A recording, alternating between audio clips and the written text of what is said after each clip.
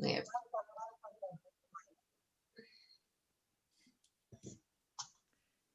Jane, we're recording, so whenever it's 5 o'clock, then you're good to go. okay. I have 4:58, so 59.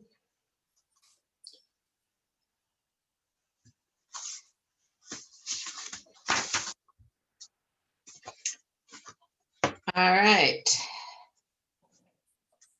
So we will call the Committee of the Whole meeting to order. I would ask that Lou note roll. We have Jim now. I know of no announcements for this evening's meeting other than Abby has to leave us at 6:45 for a little while to go to her son's Cub Scout graduation, which is an important event. So we'll look forward to seeing her when she gets back. And with that, I'd move to minutes of the Committee of the Whole from 5/18/2021. Is there a motion to approve? I move to approve the motions from 5/18 for the Committee of the Whole. Okay, is there a second? Abby, second. Thank you, Abby. Any discussion, corrections, or edits? One thing, can we just make sure it's the version of the minutes that were uploaded today with the correct address for Dawn? Okay.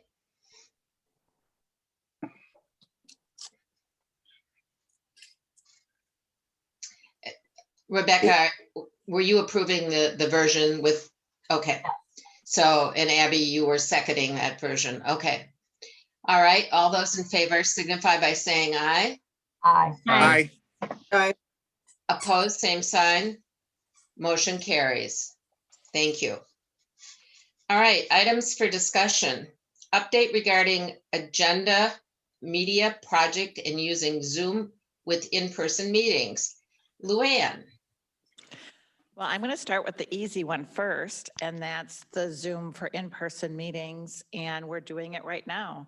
There's a few staff people here in Commons, so we could do some training tonight with how the technology is working. And as you can see, we will continue. We'll be able to use it this exact same way going forward. The board and staff and the public can be here in this room, and they can also be on Zoom. So that part of it is fairly simple. I guess I'll pause there in case anybody has any questions on that. Rebecca. So is there just going to be the one camera in the boardroom? Or is there two cameras, or how is that? I can't remember. Technically, there's 2 cameras with 13 spots. So Okay. where you sit down, the camera will find your voice and go to you. So Judd, if you could say hello. Hi, everybody. Camera will zoom to me. It did. So when the public is seeing us on Zoom in that room, they're going to see one person and not the whole board? If the public's in the room, they'll see the whole board, just as if they were sitting in here. But if they're at home watching it, they'll see it just like you are right now. Okay, thank you. Mhm. Are there any other questions? Abby? Are we having a live feed of the meetings, or is this just for recording and putting on the, what is it called, agenda to go or whatever? The Zoom meeting is live, just like the way you're watching it now, it's live. So anybody can click the Zoom link and they'll be able to watch the meeting live. Oh, okay. And is that starting, like, is this meeting being recorded and then going to be attached to the agenda? That's Like- the next item I have to talk about. Oh, okay. All right. Good to go. All right. You want to move on to that then? Sure. So I have some bad news on the agenda media front. We had some major negotiations on behalf of the village by Noah. Sorry, I don't remember Noah's last name, in Attorney Reuter's office between them and the contractor Highland. And unfortunately, we could not come to an agreement for the contract. So we are back to square one with how we are going to have those videos available to the public going forward. I do have a recommendation. I'm uncomfortable with having the videos be uploaded to YouTube or FaceTime Live just because of security risks associated with that. My recommendation, and obviously I will do whatever the board directs, so if you want me to look into other ways, I can. But my recommendation would be for me to allow anybody who requests to see the video that we give it to them. So instead of being just available at will, it's a simple request to the clerk's office. Correct. Okay. Question. Yeah, Rebecca and then Bill. I don't know if this has been, excuse me, considered. What about having a dedicated subpage on the website under the agenda and that's strictly for links to the recordings? The issue is going to be the size of the files after time and how much we would even be allowed to keep there. Would it be, I don't know. Well, I'm thinking in terms of just having like maybe a month's worth, and then they just cycle out and then they're still available for public if they want to request it. That's a great idea. That's something we could work on. Bill? Yeah, this was really disappointing. June 16th was going to be the gala unveiling of this. It's too bad we couldn't come to an agreement. I think the public expects this. I am fully in support of doing the Zoom live. That will continue, Bill. Okay. But we really need to get to the point where somebody 2 days from now can watch right now and not have to request. But let's have that the ultimate goal as soon as possible. If we need to go to somebody else, we need to go to somebody else. Well, I love I'm not- Rebecca's suggestion of keeping a month's worth on the website. I think that's probably doable. Okay, sounds good. All right. Otherwise, if there are no other questions, we'll move on. And I thank you, Lou. I know this has taken a lot of effort and time. Yeah, thanks, Louis. Item 5.2, village procedures related to COVID. Abby, you requested this item. Yeah, I was just wanting to know, with the Dane County health order being lifted and Dane County Public Health mostly just offering recommendations as opposed to mandates. Just wondering like how that affects village protocol or village procedures and how staff feel about that. And I guess just so my daughter's banging on the window. Just so that everything's clear and people feel comfortable, and just wondering where that's at. Let's just, let me share what I know, and then we can check with staff. First of all, our emergency order runs out tomorrow that we had passed. So my sense is that we just plan to let that run out.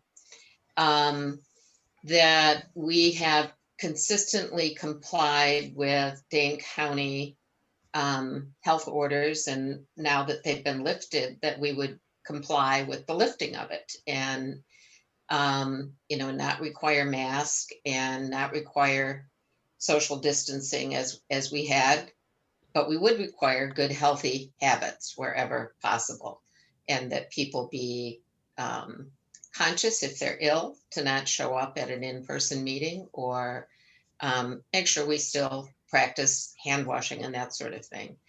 I leave it to Lou and to Steve to address how staff feel about it, but my my understanding is staff is comfortable with it. Steve, do you want to address that? Yeah, any internal discussions we've had with staff, they are comfortable and ready to take the masks off, certainly internally. And they individually can wear a mask if they feel concerned, either in general or in individual participation in meetings. So we are likely to notice out front somewhere that says wear a mask if you're concerned for the public coming in, but basically we're mask free here, following the orders. Okay, Lou, do you have anything you want to add? I just wanted to add, we're also putting signs up that says if you would prefer that we wear a mask, that we are happy to do that for you. So if a member of the public comes in and requests that, we do have that available. And I've talked to the frontline staff just today, and like I echo Steve 100%. They're very comfortable and ready to move forward. Good, I good. like that. Jim, I would just add that at the DOT, or actually a direction from the DOA, is that we no longer have to wear a mask inside of buildings as long as we're vaccinated. great. And then you're sort of on your honor system if say if you're vaccinated or not. Good, good. Any other comments? Bill? Yeah, if Lou could put up what I had asked her to put up, as the village representative to the library board, I'd like the board's input on their opinion. I have my own that I'll kind of share with you, but as the representative to the library board, Thursday they are proposing COVID, post-COVID, whatever you want to call it, protocols. It's just 5 sentences. I'll give you a couple seconds to read it.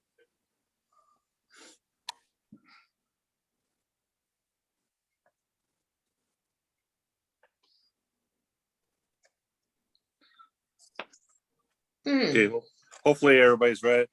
I'm really troubled. The wording in my mind, and I think differently than other people maybe, and I accept that. This document creates 2 classes of citizens. Mentioning vaccination status is not acceptable to me. It creates 2 classes of people. I fully agree with Steve's assessment about masks. If somebody is uncomfortable, that's fine. I realize the library board is separate from village. And I just want some direction to when I have the library board on Thursday, is to not really say what the village board says, because it doesn't matter, because they are separate. But I just like some input. Especially after last meeting with the talk of what went on it, what was being proposed at the senior center. I just like some direction that I can present to the library board just as an opinion. All I right, fully, thank you, Bill. Rebecca has her hand up, and then Abby. I would caution them to, I mean, you're asking, are they going to be standing at the door and asking people if they've been vaccinated? And if they haven't been vaccinated, then they're going to require, I mean, how are they supposed to know? So that's my first question. And I could see them saying something like, it is highly encouraged that if you have not been vaccinated, that you continue to wear a mask when inside the library. But but even requiring the staff, you know, if they're comfortable with not having a mask, why are they requiring them? Why not do something like what Steve was saying? You know, if a guest wants if staff to wear a mask, that's acceptable. But I mean, it seems kind of overmuch. And I agree with you on the sense of the 2 classes of people. I don't know how they can even enforce that. Abby? I guess my opinion, just, from being previously a library board member and being a patron there for quite a number of years, I am personally fine with this. I basically, because they are their own separate entity and organization, and they understand their patrons and their staff best, and if they feel like this is the best route to go, I support that. And also I think it is a different entity, and I'm just thinking about, because I've been to programs for the children, I've been to adult programs, and there's depending on what time of day you come as well, but actually no, it's probably pretty much all day. There's a good mix of many different people, many different ages, which is a little bit different than like Village Hall, for example. You don't really see kids come in that much. It's mostly adults. And so, and obviously kids, younger kids don't even have the possibility of being vaccinated yet, that if this is how they want to do it, I'm supportive of it. And I'm also thinking back too of how they've kind of responded to COVID and how they've been, I think the library is a very good example of modeling safe behavior and setting expectations. And I've never seen any staff or the library director, anybody get confrontational or make anybody feel uncomfortable or ask any embarrassing questions. I think this is just kind of like putting my teacher hat on. It's just kind of using proactive language and setting the expectation. I don't think this is anything where trying to make anybody feel uncomfortable. It's just saying that this is what we expect, and not necessarily like there's going to be enforcement. I mean, it is a library, but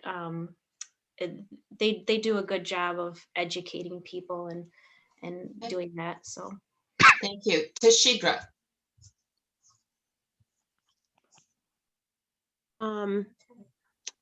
At face value, looking at this document, I, as a community member and also as a healthcare provider and also as a business person, am a little concerned. It uses strong language and it sends a mixed message. While the, restrictions have been lifted, different businesses do have, the autonomy to require masks if they so choose, right? And they're able to take different things, which would help their business be safe as things start to reopen. I just think that, delineating out that you must be vaccinated, that just raises some red flags to me, because that's personal health information.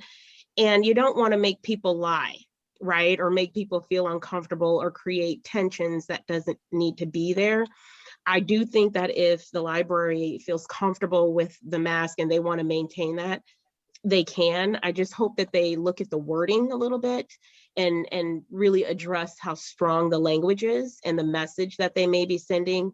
And it could also confuse people, right? People are still confused with what's going on with COVID, post-COVID. They're still confused with what public health is saying and what schools are doing and what businesses are doing. And we definitely don't want to add another layer of confusion, especially as they see the village as a whole starting to open back up.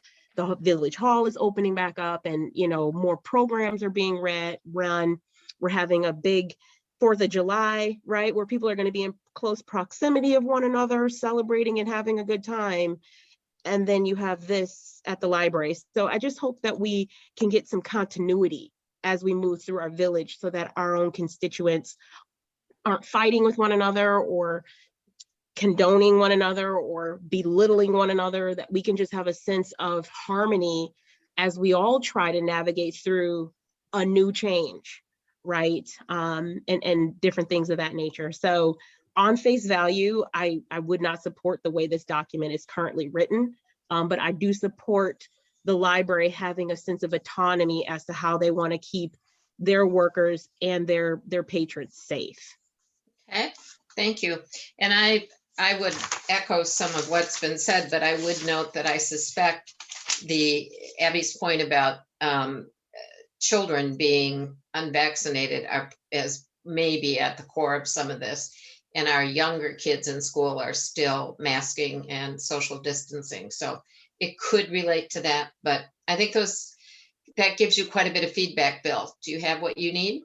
I really do. And what's confusing is we go from what the CDC recommends to what public health recommends, the science, and now, you know, public health is saying we can do this. And now the CDC says, well, we should have stronger. Okay. It's really confusing, as Tashidra says. Sure. And I have a sense of what I will say. And like I said, we're a separate entity, but I'm your voice and I will represent you. Thank you. Thanks. Jim, you've had your hand up. I'm sorry, I missed you. I was just going to repeat a bit.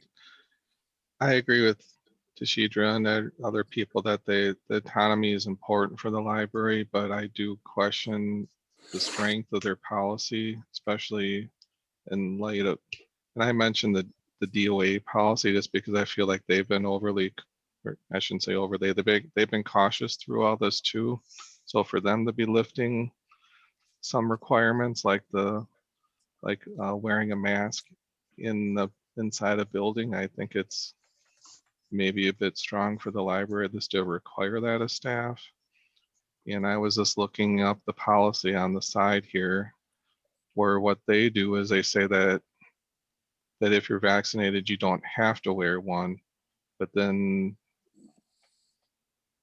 let's say the supervisor will only seek verification if the employee's vaccination status is for potential disciplinary actions. But I guess the point is that I can forward this to somebody if anybody cares, but it's really on your honor system. They're not checking people at the door and not requiring and showing you the cards and things like that. Oh yeah. So I think it's important, like Bill, you said, you don't want to create two classes of people. So Right. you just have to believe when people come in. Good. I also Good. think the 2-year-old seems a bit young, but I don't know if that's from the CDC or not, but yeah. Okay. Thank you. All right. Well. Thanks, guys. We'll move to item 5.3, discussion regarding special meeting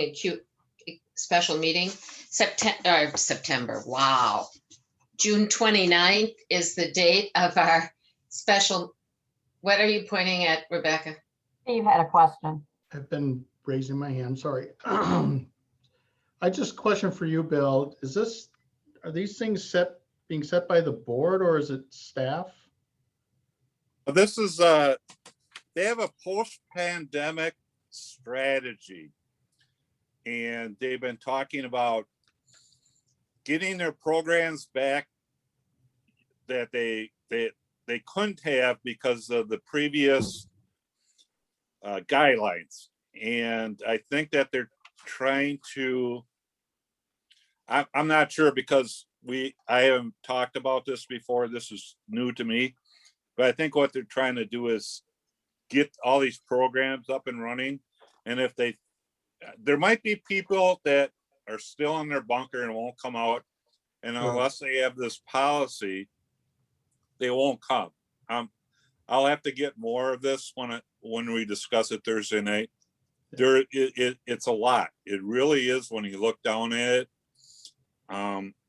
But I don't want to be a part of what it says now. And I just wanted the feelings from the board.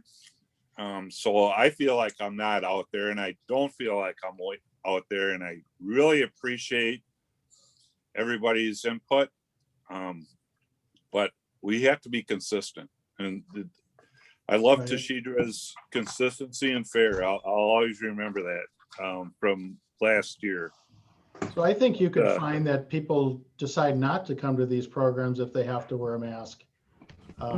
My reasoning for asking about staff, I think this could cause, the last bullet point on your list, on their list, this could cause some rift between staff members. If a vaccinated person can't walk into a room where an unvaccinated person is unless they put a mask on, I think that creates a divide, or it could.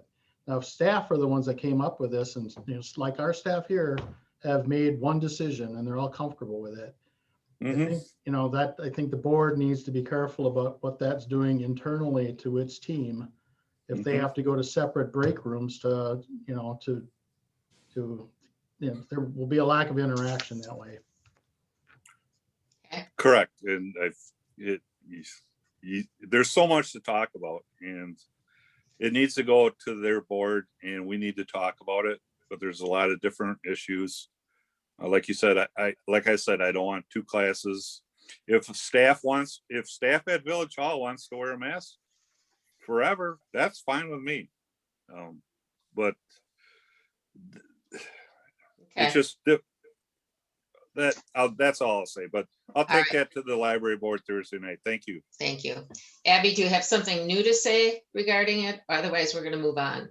Yeah, a couple new things. Just I feel kind of uncomfortable like getting into like, discussion of their like, what's going on with their staff and those kind of things. I trust Jan and leadership of the board, to the library board, to know what would work for them, and maybe they do need to tweak the wording of it. I'll leave that up to the library board or library staff there. And I guess just one thing to keep in mind is that, and I don't know for sure because I wasn't there at the discussion of this, but I'm assuming that they want to get the kids programming back up, and obviously they're not vaccinated.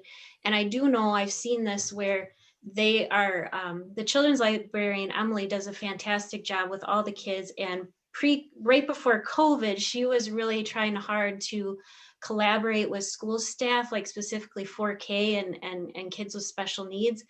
And kids with special needs sometimes also have special health needs.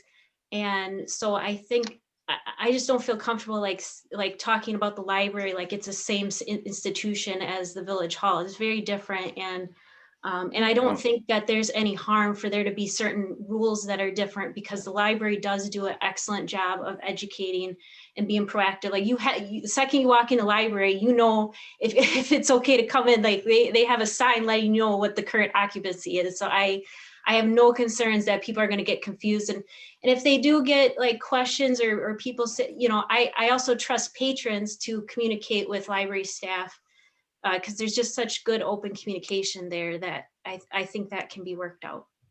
Okay. All right. Thank you. We're moving on now.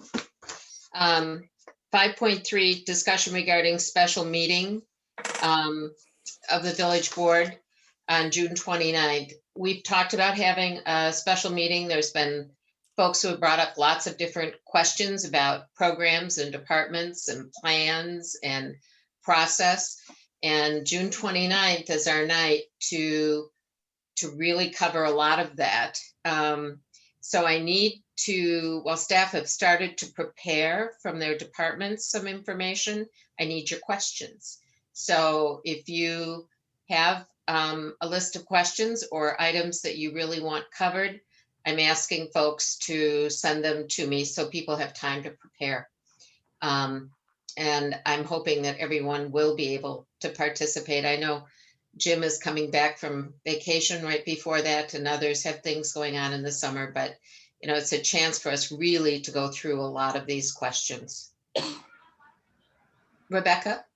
Just a clarification as far as like these questions that we're going to be asking.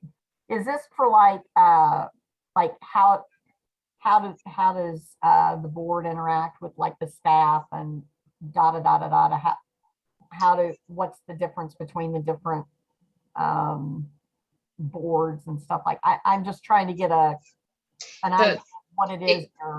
It can be. It can also be questions about programmatic activities or project plans. It can be both. Oh, okay. Yep. Okay. Yep. Okay. So Tashidra. I just want to quickly say, I am really excited about this. And I want to say to staff, thank you in advance for all your efforts and your hard work. It will be so appreciated by me and welcomed. I really think that this is just an incredible opportunity for everyone, not just the new members or the new members, but just collectively as a group and as a team to come together to get information that will help us be better representatives of this community. And we value each and every one of you. So thank you in advance. And I can't wait until June 28th or 29th. Okay. Good. Steve?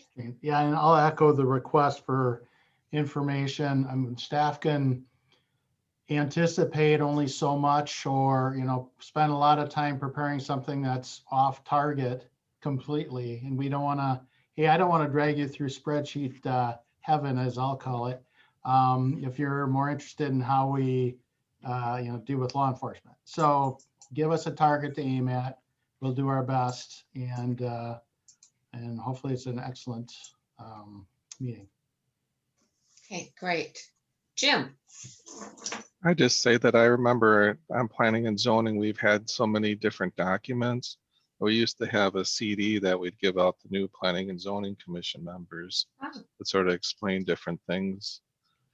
I would suggest that that's too much to go through in the hour or two, but it could be something that you guys might be interested in. I'm guessing that Brandy could pull it up again if anybody Great. wants to go through all those plans.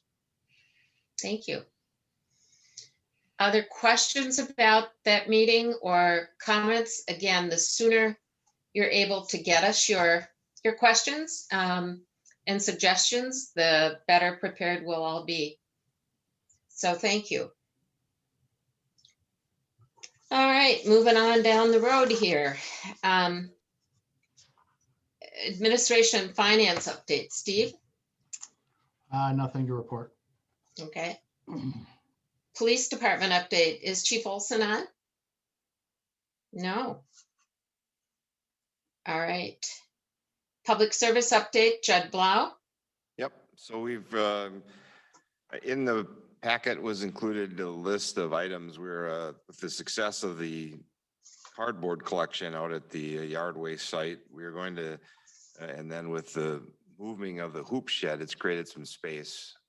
And so our new truck that we got for the leaf vac is also has a multiple purposes, and there's a box that we can hook onto and use that. So we're going to set that box out at the yard waste site, and we'll allow residents to recycle their metal there if they like. They can deliver that. There's a list of things that can and can't be accepted. And then when it's full, we'll take it over and to our business that will recycle that for us, and then they'll pay us for that. And that money will be utilized back within the village budget. So any questions or concerns or thoughts with that? Bill? You're muted, Bill. Bill, you're muted. Thanks, Judd, for doing this. This is one of my pet projects for a long time. Lawnmowers, somebody comes in with a lawnmower, dumps it in there. It's got half a gallon of gas in it. And then you have a hazmat spill. Is there a procedure or policy to keep that from happening? Are we checking gas caps? It's just something to think of. Oil. I don't know if Newmeyer, you come in with that and your load of scrap, you dump it off and there's gas all over, just to avoid a situation like that. Also, the appliances with Freon in them. I've never been known to do this, but you cut the high pressure line, it doesn't have Freon in it anymore. We won't accept that. Anything with Freon won't be accepted. Just this to tell, somebody's going to come in and say, I cut the line, it doesn't have Freon in it, and they get all upset that you won't take it. Just a scenario. You probably have thought of that, but those are just my concerns. But thank you for doing this. It's a great service. Windsor, with their new public service building, well, in their old place, the dump, as I call it, they always did it. And years ago, I brought my old furnace, which was 500 pounds down there, and they took it And, but it's a great service. Thanks. Okay, Yep. thank you. Any other comments, questions? Anything else, Judd? Nothing else to, Okay. Economic development update, Michelle. I do have two brief items. One is some great news. We, with Stacy Harmon, who is our staff member that's very proactive about checking in with businesses and seeing what's going on related to activity at the athletic complex and other things.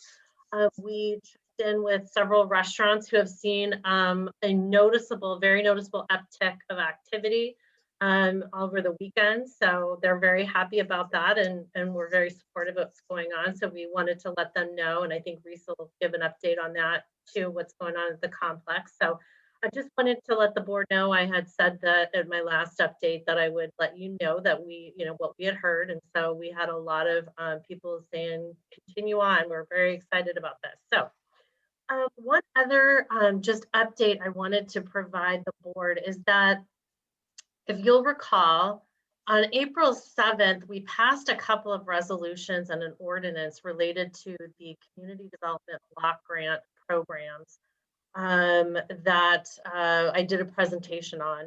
And one of those resolutions was to be a part of the Southern Housing Region, with Columbia County being the lead county, and it was our request to become a member of that. I wanted to let you know our request was declined.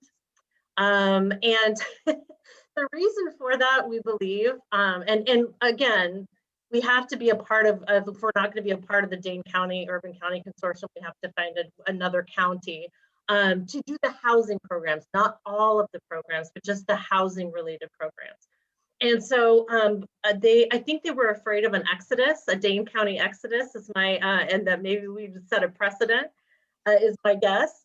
And so we do have hope, and we are going to La Crosse County to join the Southwest Housing Region. So we're going to let them invite us first, and then we're going to get a resolution passed by you, but we have very high hopes for that. So I just wanted to let you know that that was an update there if anyone was wondering, but everything else is a go. And I will be announcing to the CDA on June 8th that we were approved for some home funding for some rehabilitation of some low income area housing. We did get a grant there. So what we're doing is going through the process of developing the program. So we'll have some residents who'll be very happy about that. And I've let the ones know that have been asking that we're developing the program. We did get the initial go ahead that we were approved for. I believe it's $165,000. So that'll go a ways. But that was going to be a part of a 2-year program. And I think lots of residents will be very happy about that. And then we haven't signed any contracts yet, so we'll go to the CBA. The CBA is actually the applicant.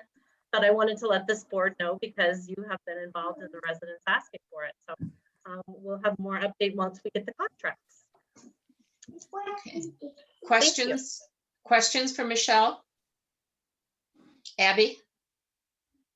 Just wondering, so I'm glad to hear that we do have access to rehab money for our residents, because I know that there was that one resident well, actually a couple of residents in particular that came and spoke before us. So I'm assuming that they would be able to apply for, I think they were looking for a replacement roof. Yes. Okay, good.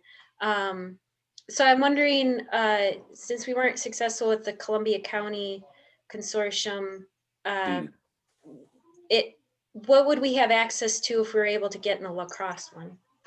It's the CDBG, or the Community Development Block Grant. It's the housing programs for different development of housing units. So if the CDA wanted to create housing units, might be able to go for a grant to create these housing units. So it's not the rehabilitation piece. There's so many different pieces. I'm sorry to be confusing, but this one is really more if you wanted to create, 25 units, you might get a grant for that. So that's what that is. And we just need a home to be in so we can be, and really it is asking a bit because they have to administer what we're doing. They have to take in the money and they have to get, so it is an ask. But that's kind of what that would allow us to do. Okay. And I don't know if this is a question necessarily for you, Michelle. I'm not sure who would be able to answer this, but I guess I can't quite remember why we didn't go with the Dane County Consortium. I think, Oh, go ahead. oh, I was just gonna say, yeah, that was a decision of the board in July of 2020. And Yeah. so that was just a decision that I think if I could paraphrase that, we would kind of let the board wanted to let the CDA see what it could do on its own and some other things. So, but I don't know. I don't want to speak for anyone. Rebecca? Is that a discussion we could revisit at some point? I didn't hear you. Is that a discussion we could revisit at some point? The Dane County thing. I mean, there's scheduling. It's so you can only do it at certain times and by invitation. So Okay. we may have already missed that opportunity, at least for this year or this cycle. Is that correct, Michelle? That is correct. So you can do it every you can ask back for it every 1 to 2 years, I believe, in the summer. But I think we've skipped it for this time. I think Steve has his hand up too. Okay, thank you. Steve?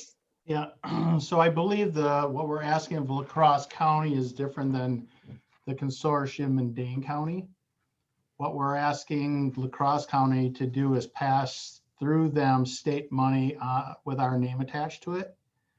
What Dane County does is takes our population, adds it to the rest of the population of that consortium, takes the allotment from HUD, and then uses it how it wants to. So it will dole out its money to the communities that in the projects they see fit, as opposed to DeForest getting its allotment. So that's why we kind of said, hey, we'll swing for a home run once in a while and get an allotment like Michelle and the CDA were able to do through the state, through other places, and not be kind of put in a pot of money where we may not get what the 10,000 population of residents has given. Thank you for that clarification. Now I understand. Bill, you had your hand up. Yeah, Michelle, great work. Carry on, see what La Crosse says. And let's carry on with what we directed. And we can always revisit something next year or whatever, but thanks for all the hard work. Thank you. All right. Any other questions? Michelle, did you have anything else you wanted to share with us? No, that's it. Thank you very much. Thank you. All right, moving on. We have community promotions and communications. Is Corey on? Corey No? should not be on. She's on vacation. Oh, okay. I'm glad to hear that too. Recreation and community enrichment update. Are we wet yet at the splash pad? We're not wet yet at the splash pad, but there certainly is a lot happening here at Fireman's Park tonight. So obviously you can see I'm outside, I'm at Fireman's Park. We moved Friday to Tuesday because our weather was, weather was so poor. But people are very excited. I thought I'd try to give you guys a sneak preview of kind of what it looks like here. We have Sydney Henson, who is performing on the stage. People are loving the outdoor activities. I think people are eager to have the splash pad going on June 11th. And then it's our first night of the farmers market. So that is kind of starting to get wrapped up here in the next hour or so. And it's just been going really well tonight. So we're pretty excited about it. Happy for the community. And as Michelle had mentioned, I had sent that update to talk about what's all happening in my neck of the woods. And we do have another tournament coming up this weekend with the Rock Sports Group. They have 27 teams that will be coming. Games will start on Friday, go all day Saturday and all day Sunday. So things are happening around here and we're excited to get leagues and everything started next week. And like I said, if you have any questions, feel free to reach out and ask. Wonderful, exciting. Good work, Reese.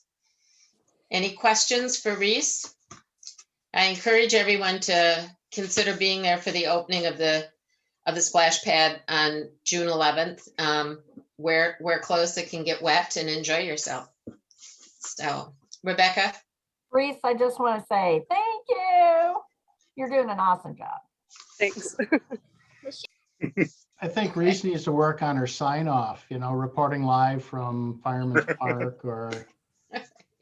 Right. Good Nice work. job, Reese. All right. Well, I appreciate that, and go back and enjoy your evening. So I also note that you were at work earlier, so she's putting in a lot of hours. It looks like fun to be outside at a park, but she's working. So thank you. All right. We don't have a closed session to convene into for the committee of the whole. And so we'll move to any other business to come before the committee of the whole. I do note that Chief Olson's on now. Did you have an update, Chief? I'm sorry, no, not tonight. I All right. apologize for being late. It's okay. Abby, you had your hand up. Yes, just wanted to share, a resident called me up this afternoon and she would speak tonight, but she's not able to. So she asked me to share with the board her input, and she's hoping at some future meeting that she can come speak. But just basically, she was concerned. She's on a fixed income, has lived in a home here in DeForest for many years, raised her kids. She's very concerned about taxes going up. She said 2 years in a row, she's had a 10% increase with her assessment. And I think she's planning on coming later this year during our budget process to kind of get her voice heard with that. But she wanted me to share that her concern and that she would come speak, but she's not able to. So. Okay. When people make comments or we supply comments, they can always put it on a form, and we kind of need their name and address and that kind of information. So, she can always put information on the appearance form and share it with us. So you can maybe help her do that. Sure. Thank you, Abby. Any other business? If not, what I'm going to propose is that we adjourn the committee of the whole, take a few minutes break, and then start our meeting at 6. Make a motion to adjourn. We have a motion. Is there a second? I second. That's Rebecca. We have a motion and a second. All those in favor signify by saying aye. Aye. Aye. Opposed, same sign. See you back here in a few minutes. Fine.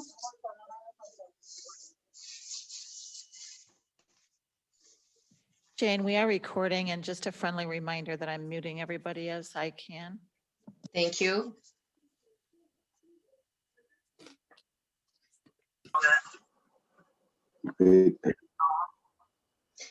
Jerry, oh, good.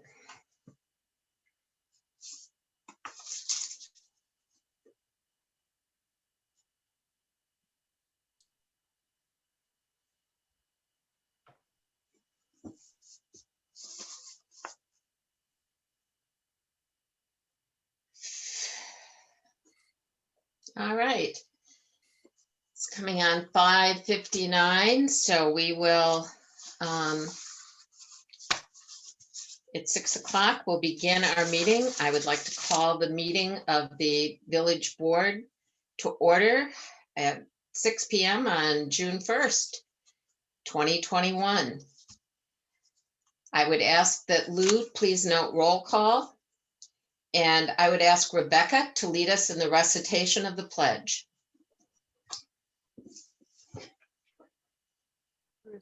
Oh, there it is. I pledge allegiance to the flag of the United States of America and to the republic for which it stands, one nation, under God, indivisible, with liberty and justice for all. Thank you. Please note in the meeting, Lou has muted most of you, but be sure that if you're not speaking, that you have your system on mute so that we don't interrupt the meeting with background noise. We're not trying to be mean-spirited, but it's impossible for people to hear when there's background noise going on. So we appreciate your patience. For those of you who were not at the Committee of the Whole meeting, just so you know, on June 16th, which is a Wednesday, not a Tuesday, we will be meeting in person at Village Hall, although you still have the option, should you choose, to join the meeting by Zoom. Okay, moving on. I would like to offer 2 congratulations. One to Callie Lundgren, who was married last week, our staff person, and Lou became a grandmother last night, or yesterday. So congratulations to both of you. Thanks, Jane. Item 4.1, the village board will convene into closed session pursuant to section 19.851E of the Wisconsin statute for purposes of deliberating or negotiating the purchasing of public properties, the investing of public funds, or conducting other specified public business whenever competitive or bargaining reasons require a closed session. I note discussion of negotiating strategy with respect to the provision of financial incentives to a prospective business development. Number 5, consent agenda. I would ask if anyone is going to request separation. Otherwise, I would entertain a motion to approve the consent agenda. I move that we approve the consent agenda. I'll second, it. Bill. We have a motion by Rebecca, a second by Bill. Any discussion, questions? If not, all those in favor signify by saying aye. Aye. Aye. Opposed, same sign. Motion carries. Thank you. All right, appearances before the board. We have a number of appearances, but the first one we're going to start with is Mark Woffers, and we will follow with those folks who have signed up to appear largely on the same matter he's going to be presenting on. So we'll start with Mark. And kind of before Mark starts, I just wanted to make a couple of opening statements. There's been a lot of discussion, in some ways premature discussion, about the comprehensive plan draft that we're going to be reviewing and talking about tonight. And for those of you who don't know, the comp plan is a plan that is directed by state law, state statute for all communities to prepare. And it is developed using a lot of background information on the local government unit, on our village. It includes everything from population, household and employment forecasts. Local governmental unit looks at when they're developing the plan what their demographic trends are, age distribution, education levels, income levels, employment characteristics, the balance between industry, business, and residential growth.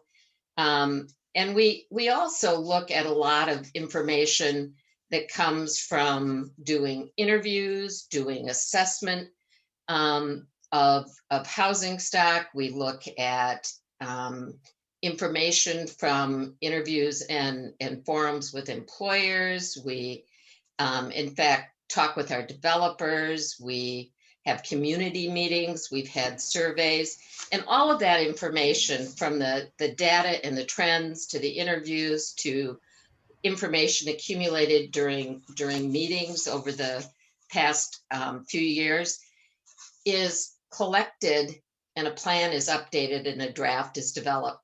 And that's where we are now. We've collected a lot of information. We have a draft, and we're presenting it for review and discussion. So this is by no means some done deal in a back room. This is gathering your information to put it together to be reviewed tonight. So I'm going to turn it over to Mark to share this draft and give us kind of his perspective of what all of that information looks like in our plan. Thank you, Mark. Thank you, Jane. And I have a presentation up on screen now. I hope you can see it. If you can't, please wave your hands in a wild manner and I'll make sure I fix that. In taking off on what Jane suggested, we do have drafts of these two chapters tonight that I have to share with you. At your last meeting, I think it might have been at Committee of the Whole, you also took a look at the draft of the Economic Development chapter. Just a background note, it was brought to my attention today that in the packet for this meeting, you had a cover memo from me, you had the draft of the Introduction and Vision chapter from me, and you also had the 2015 version of the Housing and Neighborhoods chapter. Maybe you got an updated copy after that, but in any case, the new version of the Housing and Neighborhoods chapter was exactly the same as was in your packet in advance of the last meeting. And so it's unchanged from what you saw last time. So I got a fair number of things to cover, and I've been asked to take a breath and a pause after each of these sections to see if there are any questions from the board on what I am sharing. Most of you know who I am, but I'd like to just explain that a little bit. And again, what are we up to? What is the comp plan? I know some of you have followed along with us since we got started back in October of last year, while others of you might be pretty new to this. In that same vein, I'd like to talk about what is in the current comprehensive plan, particularly as it relates to the chapters we're going to be talking about tonight. How they relate to approved developments. We've got a kind of a mixture of planning and development review going on that can be, somewhat confusing. And then talking about some of the things that we're learning, emerging housing trends and data, what the community has shared with us so far as part of the comprehensive planning process, what our draft vision or guiding statement is for that comprehensive plan, and some of the draft housing initiatives within the tentative chapter that we have available to review. So a lot of stuff to cover here tonight, and I'll appreciate your patience as we work through that. So again, this kind of background or introductory information. As a note of reintroduction or introduction, I've been the village's consulting planner since 2004. I've helped the village with two plan updates, one in 2006 and one in 2015, in addition to the current one. I've also been trolling around Dane County for 25 years now, 26, in both a public and private capacity. And I also do this kind of thing, though typically not as intensively, for other villages in the area. I've also worked for a number of school districts in the area, including the DeForest Area District. But the reason I mention that is that that's really helped me gain a great perspective on the housing and development market here in Dane County, with the help of those municipalities and private developers that I've talked to as part of that work. So what we're doing now in review is updating the village's 2015 version of the comprehensive plan. And the pace we're going at right now, we're looking to complete, that says spring 2021, that's wrong. I'm still in the year 2020 somehow. It's 2022 that we'll be looking to complete the plan with your leadership. Right now we're learning preferences on directions from the plan, both directly from you and from P&Z and the CDA in particular. We felt that it would be important to tackle housing and neighborhoods and economic development first. They form a foundation for the community. There are also areas of significant change in our area and in our general economy. And then at the same time, we're also keeping the shop open and reviewing private development proposals within a very strong real estate market. I just plucked this tidbit off the web today. Madison metro area ranked 16th hottest in the country. So this is an issue you're going through. It's an issue that other municipalities in Dane County is going through. More background. Some of you have seen this multiple times, and I do apologize. What does a comprehensive plan offer? It's a long-range vision, a framework for future decisions on zoning, rezoning of land, conditional use permits, things like that. It's intended to be a tool to attract quality businesses and people. It also can be a way to save money by growing more efficiently, organizing limited resources. Many, if not most, grant programs that the village pursues seeks consistency with the comprehensive plan. I've got an example here of how successful the village has been in using its plan or plans to get trail grants over the years. And as Jane mentioned earlier, the state has said for many years, thou shalt plan, and suggests that we need to cover issues like housing and neighborhoods, and prescribes a little bit as to what we need to get into in each of those particular areas.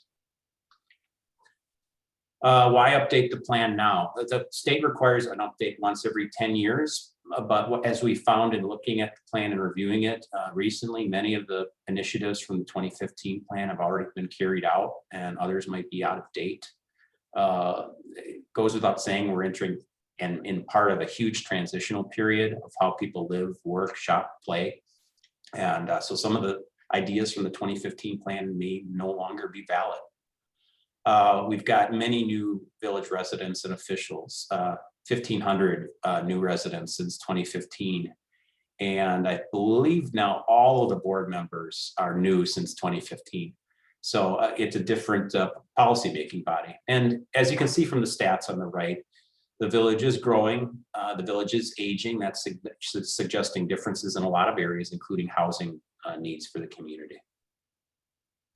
So this is just a couple of stats on how much the village is growing. The village of DeForest between 2010 and 2020 grew by about 20%.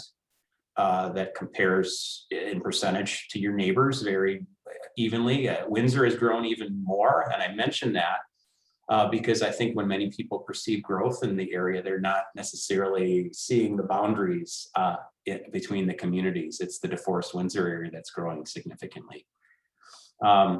That growth is not just in population, but it's also in tax base growth over the past, in this case, 5 years. The village's tax base has grown 74%, huge numbers, and mostly driven by non-residential development, commercial and industrial development in the community, but also some significant residential growth. Finally, in terms of the plan and what we're up to right now, we've divided the plan chapters we're updating into 3 groups. We've been in group 1 for 6-7 months now, updating the 3 chapters you see in green on the screen. We'll be moving after this set to the group 2, which will include the land use chapter. I mentioned that in particular because the relationship between the housing and neighborhoods chapter and the economic development chapter is and the land use chapter are very strong.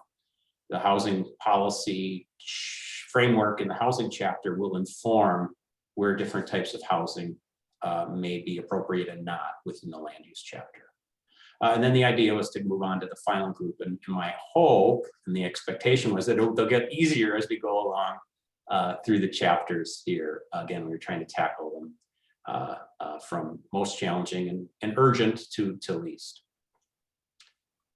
With that, I think I'll just take a breath and see if there's any questions, broadly speaking, as to what we're doing and why, before I, as you can see from the screen, talk a little bit about the 2015 plan policies as it relates to tonight's discussion.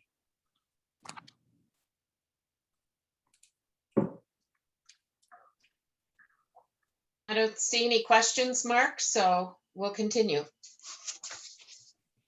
So again, this is the information I'm going to be sharing right now is all in the 2015 plan. So this is all adopted village policy that we're talking about in this next section. The plan, as I mentioned, last updated in 2015. All of the information that I'm sharing tonight is going to be available on the webpage, with the exception, I think, of the housing and neighborhoods chapter, which we'll get up there very soon in this presentation. The 2015 plan is guided by a broad vision statement. The idea is that all the details that follow should advance or at least not contradict the vision statement. It's on screen. We've had a chance through the process to review it, especially early in October. And as you'll see later, there's some suggested tweaks to it in the plan update. The current plan is a long-range plan. That's another key. It's a 20-year development and preservation plan for the community.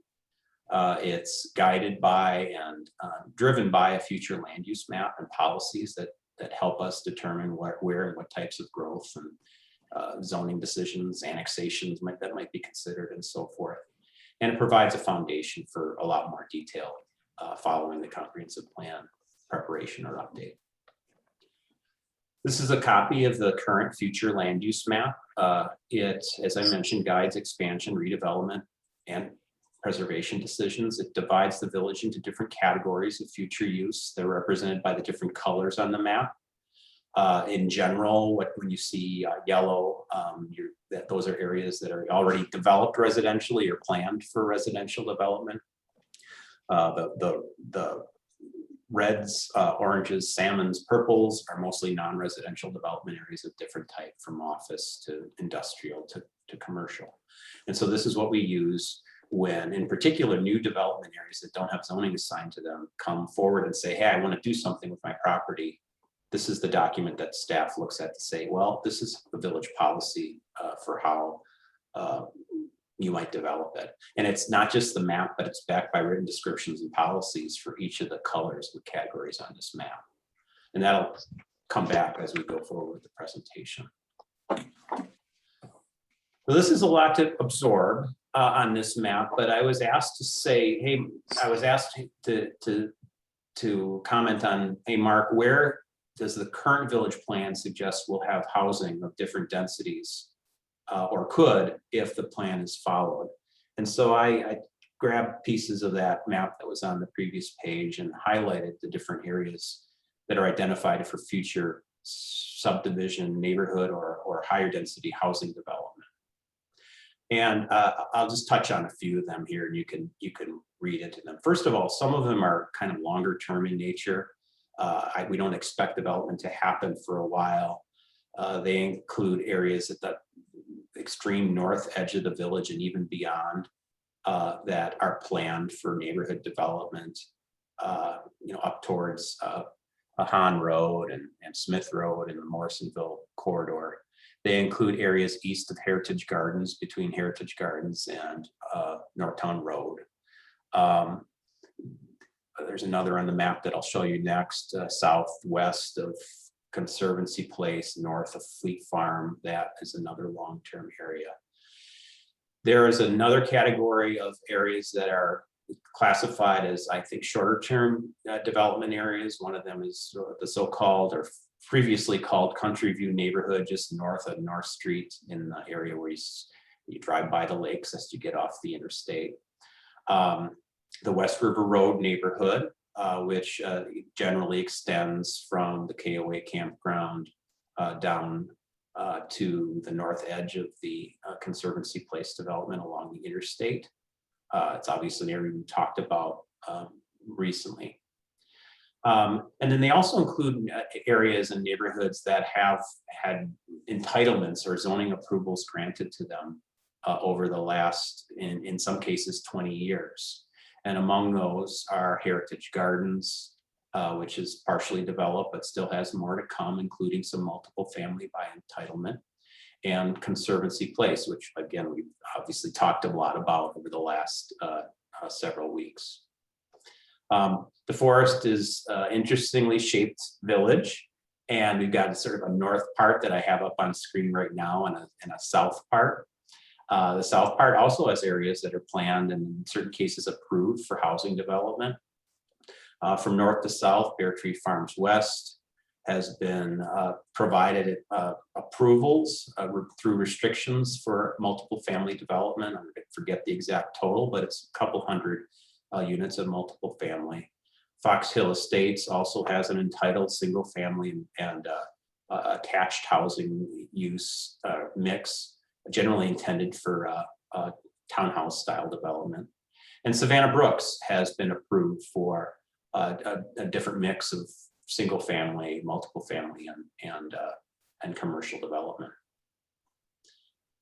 And so this next page shows what the approvals have allowed. So this is that, again, complicated relationship between the plan and what has already been zoned or approved for development in certain ways. So what this chart shows is for developments where we have had these types of approvals, how many units in the bottom of single family development and how many units of multiple family development in different forms, condos, apartments, et cetera, have been approved.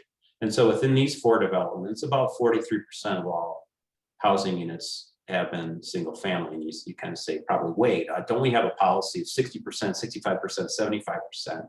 And the answer is yes, but these developments all preceded that policy, or for one reason or another were allowed additional multiple family or less single family, depending on your perspective. So this graphic, I think, is very interesting. This is not a presentation on Conservancy Place, but this is a very helpful, I think, graphic to show what has happened and how the plan and approvals have evolved for Conservancy Place.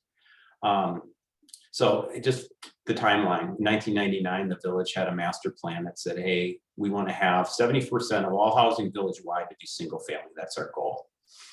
And I've got page numbers for all this stuff here where you can find this. And then the first zoning approval for Conservancy Place was offered in 1999. That's the PDP, Preliminary Development Plan. You can look at what that means. That authorized between 800 and 900 attached housing units. 869 was the total I plucked. And in fact, then most of those, at least potentially, were multifamily, not single family. So I can't explain, the order of things or how that precisely happened. I wasn't here at the time, but that's what happened in the first Conservancy Place PDP. And then the second one provided some tweaks. It was really, I think, the first PDP for Conservancy Place that looks pretty much like the street layout that we know today.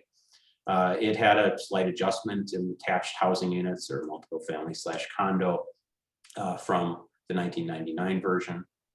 And then the comp plan was adopted, but we still had that entitlement for Conservancy Place that was there. We had a separate entitlement for Heritage Gardens. We had another one for Savannah Brooks that sort of trumped or overrode whatever policy was advised or changed within the comp plan. So in the 2005 comp plan, that's when we first kind of switched the approach for the housing mix and applied it to these planned neighborhoods, try to get 65% of all housing in each of those separate neighborhoods, Country View, West River Road, et cetera, to be single family. Conservancy Place PDP was amended once more in 2014. The number of attached housing units actually went down from 925 to 720 authorized.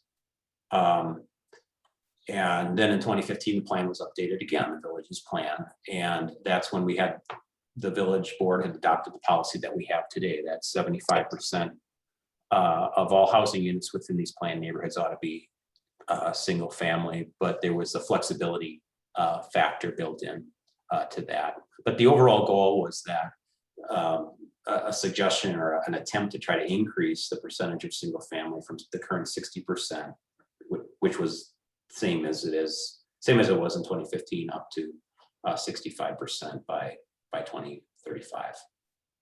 And then the final amendment to the Conservancy Place took place in 2018 and fiddled around with the authorized attached housing units, but really didn't change it all that much. So this graphic is, again, one very prominent development in the village, but showing how the plan has kind of influenced the zoning approvals, but the zoning approvals don't get taken away or reduced or changed when a new comprehensive plan is put into place. The plan is the guide, the zoning is the tool to actually implement the plan. So the housing within the housing and neighborhoods chapter, the 2015 plan had this vision. I'll read it. The village desires to ensure that all its residents have decent, safe housing and neighborhoods within its new neighborhoods. The village aims towards a housing mix that favors single-family housing and higher value housing, in addition to more affordable options. So that was the vision. That is the vision within the 2015 plan within the housing and neighborhoods chapter. There's objectives that detail that out a little bit more, promoting a housing mix that supports family orientation, owner occupancy, single family neighborhoods, and promoting neighborhood development that creates an attractive living environment and has those other characteristics you see on screen. Then we had initiatives. These are sort of a to-do list of things within the plan. And the housing initiatives, as I mentioned earlier, says that the village would work to achieve a housing mix that emphasized single-family housing. And again, by 2035, the goal was and still is in the 2015 plan that at least 65% of housing units will be single-family. It's hard to move that needle that much because there's a lot of housing units on the ground already. So part of the idea was that within new neighborhoods that they, by plan policy, would make up at least 75% of each one of those individual neighborhoods that I talked about yet that hadn't already received zoning approval. The 2015 plan does have discretion and flexibility for the board to reduce that number from that percentage from 75% based on performance standards that are listed in the 2015 plan chapter. There's other initiatives within the 2015 plan to work on neighborhood development plans before development, so folks have a good sense for what might develop where. And to support decent, safe rental housing, providing some options for the elderly, young professionals, and workforce. But while doing so, holding multiple family housing to the same standards as the village does for single family housing. It didn't get into a ton of detail on that, but those were sort of an outline of the final initiative within that chapter. So that's an overview of what was in the 2015 plan, just as a sort of a baseline. Again, I'll pause and take a drink and see if you have any questions. Mark, Jim had a question. Jim? Yeah, I had a question, almost more of a point of clarification. You had that graphic that was a timeline, and it talked about the master plan. And I just wanted to maybe give you the opportunity to clarify, because it's 70% of housing. And the master plan was sort of community-wide at that time. And then at the 2005 and 2015, we're talking about the planned neighborhood, which is the hatched area on our land use map, not the community-wide. So it doesn't really apply to, say, multifamily, which is like a purple color and things like that. Yeah, that is correct, Jim. So in 1999, we had a village-wide policy, but no particular policy for new neighborhoods as they developed. And then the policy approach switched and focused on new neighborhood development as a way to monitor it a little bit better. It's harder, in my opinion, not impossible, but harder to say, okay, we approve all these things in this particular year. Where are we at the end of the year? Oh, shoot, we overshot it or we undershot it, versus trying to apply a standard to a particular neighborhood. So anyway, that was why it went that way. And actually the 2015 comp plan has both. It has both a neighborhood by neighborhood kind of goal, and it has a village-wide goal that 65% of all housing units should be single family. So it's got a little bit of both. Okay. Thank you. Got one more thing, Jane. On the land use plan, there's a little note that I know we've used before that says that my memory of that note that you can't read was that the lines are sort of flexible. Yeah, and that's right, Jim. And that points to the fact that the future land use map is a policy guide. It's not the zoning map that precisely determines what you can do with each property right now, but it's intended to be an elaboration on the vision for the village. And it's drawn with a thicker paintbrush as a result. And so the actual lines, I'll just pick on a spot. You see in the northwest corner, north of Culver's, is a line between pink, which is planned commercial, and the crosshatch that we've been talking about, which is planned neighborhood. Whether that line is exactly in that spot or will be in that spot in the future when land develops is highly debatable. It could shift left, right. We were trying to track a planned road in that case, but there is definitely that flexibility built into the plan. It's a, again, thick paintbrush intent. Thank you. All right, Mark, you want to go forward and then we'll, Sure. So now I'm going to kind of talk more about the present and less about the past, and talk about what community input we've received to date on the comprehensive plan during our kind of process that we've laid out. And starting in October, we put this together, had a joint meeting of the CDA board and Planning and Zoning Commission to talk about this in terms of how folks can engage with our comprehensive planning process. And I'll just wrap around these little bubbles. First, we do have a website, including an opportunity to share information on the website, but certainly to look at and review the plan materials, past presentations, things like that. We also had a community survey in October of 2020 that we did via SurveyMonkey. We had pretty good response. Worked hard to try to get the word out through the village's social media and other means. I'll talk a little bit about some results that relate to our topic tonight in a second. We've had 3 virtual input sessions. I know from experience, those work great for some folks, parents with kids, other folks that maybe can grab a bite while they participate in the meeting, and they don't work as well for other folks who like more of a hands-on approach. But in any case, we had one in October talking about the general vision and background for the comprehensive plan, one in December focused on economic development, and one just in April that was focused on housing and neighborhoods. Over the course of this process, we've also had meetings with you all, with P&Z and with the CDA to talk about various topical areas as they come up, particularly as they related to housing and new information on housing that we've worked on over that period of time. So these are survey results on the next 2 pages that relate to our topics here tonight. In my summary on the top, residents value the small community atmosphere, proximity to Madison, safety, and schools as the reasons why they choose to live in DeForest. So that certainly advises the vision of the village and a lot of the policies, I think, as we go forward. I can explain any of this information in more detail as you see fit. Switching to housing, we had several questions that were tied to housing within the kind of confines of people's tolerance for a number of questions.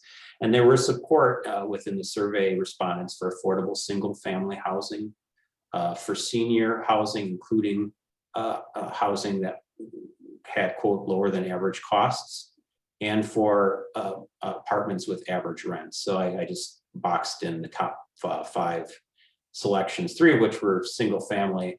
Noteworthy was that single family 500,000 plus rated quite a bit lower on the list. We asked a couple specific questions on housing that was, quote, affordable for senior citizens with less than average incomes. We found that 62% of respondents said, yeah, including in or near my neighborhood. And another 25% said, yeah, but somewhere else in the village, not close to my neighborhood. So pretty broad support, in my opinion, for affordable senior housing. The support for affordable housing, quote unquote, for all persons with less than average incomes dropped a little bit. We had 27% saying yes in or near my neighborhood, 31% said yes elsewhere in the village, and 42% said no, but not interested in providing this within the village. And we had different opinions on future housing growth. And this is not terribly surprising, and I'll talk a little bit about a comparison to a previous survey. We had 38% saying, the village should really try to slow residential growth, and then about an equal number saying encourage more and just stay out of it, and then 11% with no opinion.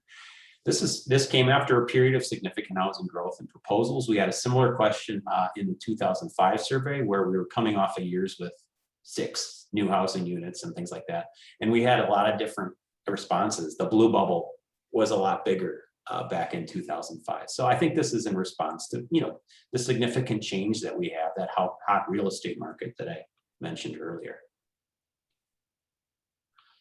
We asked, as the village considers future development proposals, what should the highest priorities be in evaluating proposals? These can help us as we look at new subdivisions, rezonings, conditional use permits. Setting aside land for parks, recreation, natural area preservation ranked very high. And then looking at impacts on schools, on traffic, and on surrounding neighborhoods also rated high. So these are important things. These do factor into standards for development that the village has in its ordinances already. So I'm going to pause again, and this is kind of that was background information on preferences that I think relate to the 2 chapters that I have to share. And I know folks have expressed preferences in other forums as they've reviewed or considered development proposals, but that's certainly what we've heard, during our comprehensive planning process, input opportunities.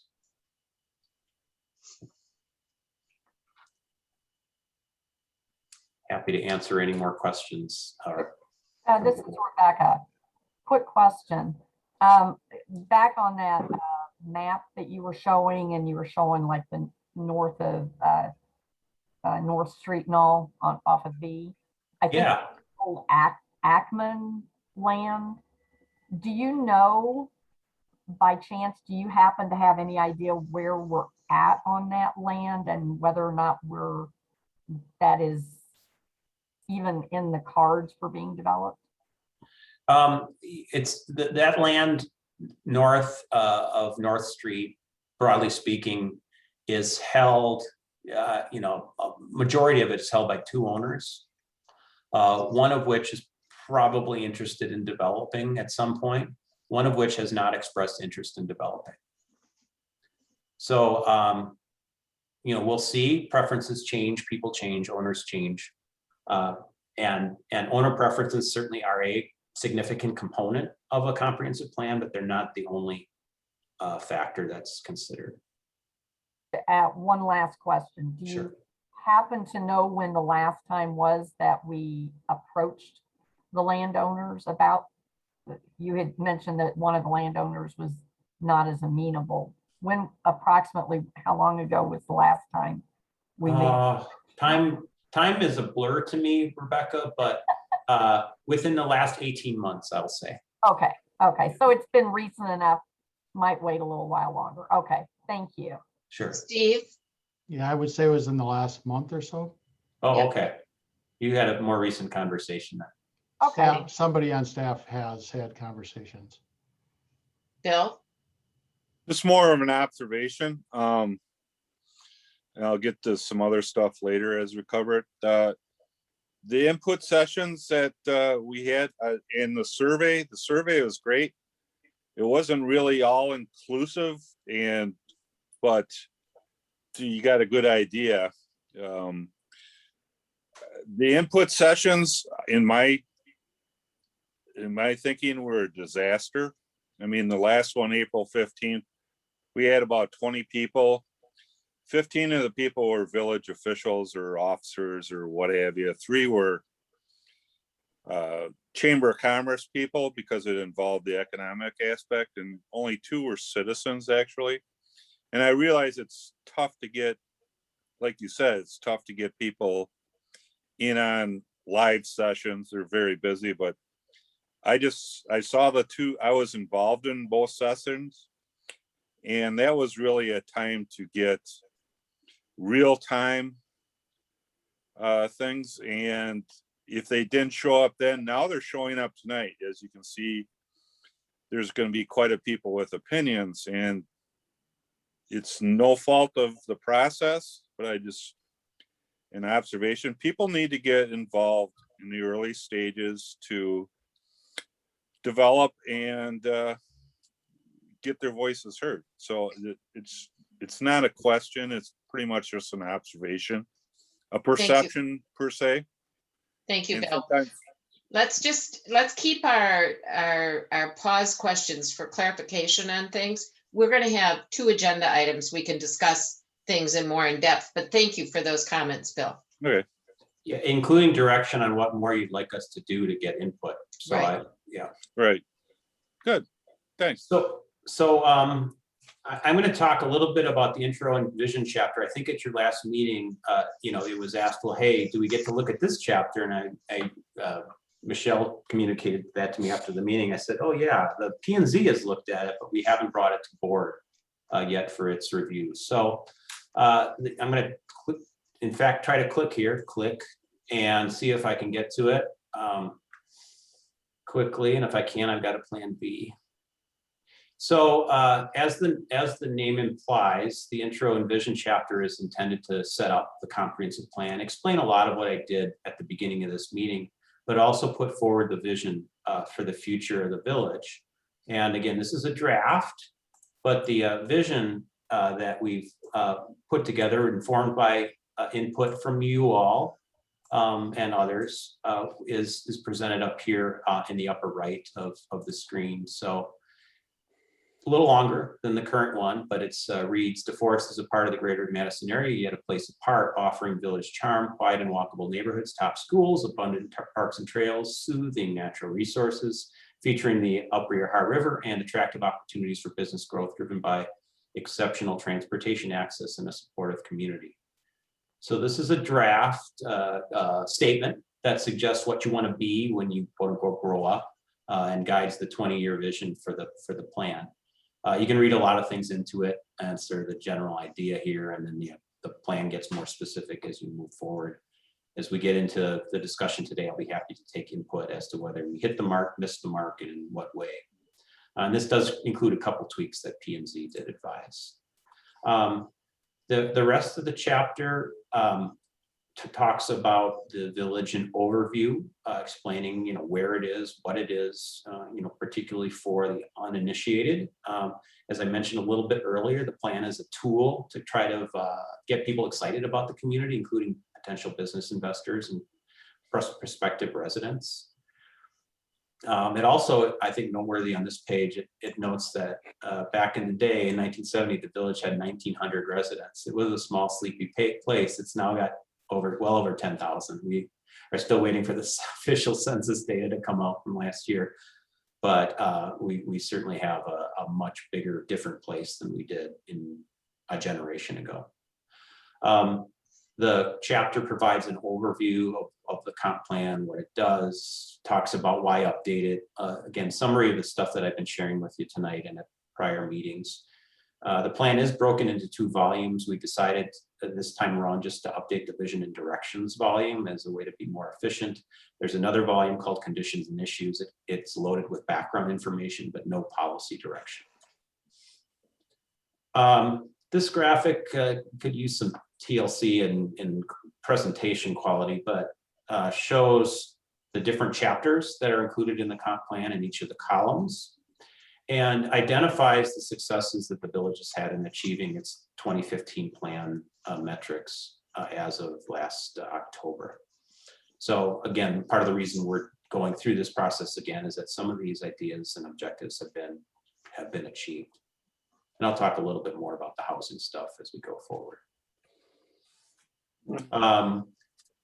Again, setting the table for DeForest and identifying, well, what are our true opportunities. We talk about the context, some of the assets, including exceptional transportation access and access to markets that makes it a successful place for the types of businesses we've seen a lot of, transshipment, other things like that. This map, which needs to be updated, is a graphic representation of a similar thing to try to show DeForest place in the region, its access to the Madison area and Madison, which is extremely important to its success. The airport, the interstate system is also identified on this map. The second map shows the different jurisdictional boundaries that the village has along with surrounding municipalities. So that shows the fairly complex village limits, and the village in the darker gray color, if that comes out on your screen. Village of Windsor is the lighter gray. It shows extraterritorial zoning jurisdictions in different colors and extraterritorial land division review jurisdictions. you know, you don't all have to worry about that. That's sort of Brandy and my job to decide whether someone has to come to us or someone else for zoning approval if they're outside of the village boundaries. Suffice it to say, it's fairly complicated and has evolved over the years. And then while I mentioned we don't really focus on background information in this chapter, we felt, well, we do have quite a bit of new information, or in this volume, I should have said. We do have quite a bit of new information. Let's share some of it. So some of this growth information that I've been talking about is presented here within this particular chapter, including survey results that I just shared with you, and a summary of several different assets that can be built upon to create a plan and future success. We've tried not only to incorporate the survey results, the quantitative results, but there were a lot of written responses within the community survey.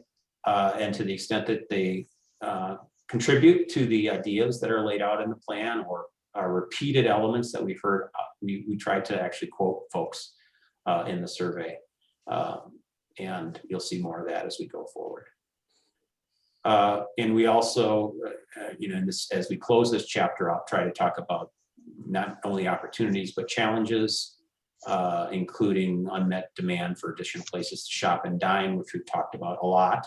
And another challenge is addressing the evolving housing demands while maintaining predominantly low density, single family residential character. So hitting on that issue up front was a priority.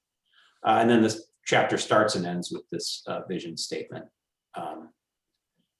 And so with that, I don't know if there's a specific opportunity on the agenda later on to talk about this chapter. I think there is, but that is the draft vision and directions chapter. And this one is already available online for review.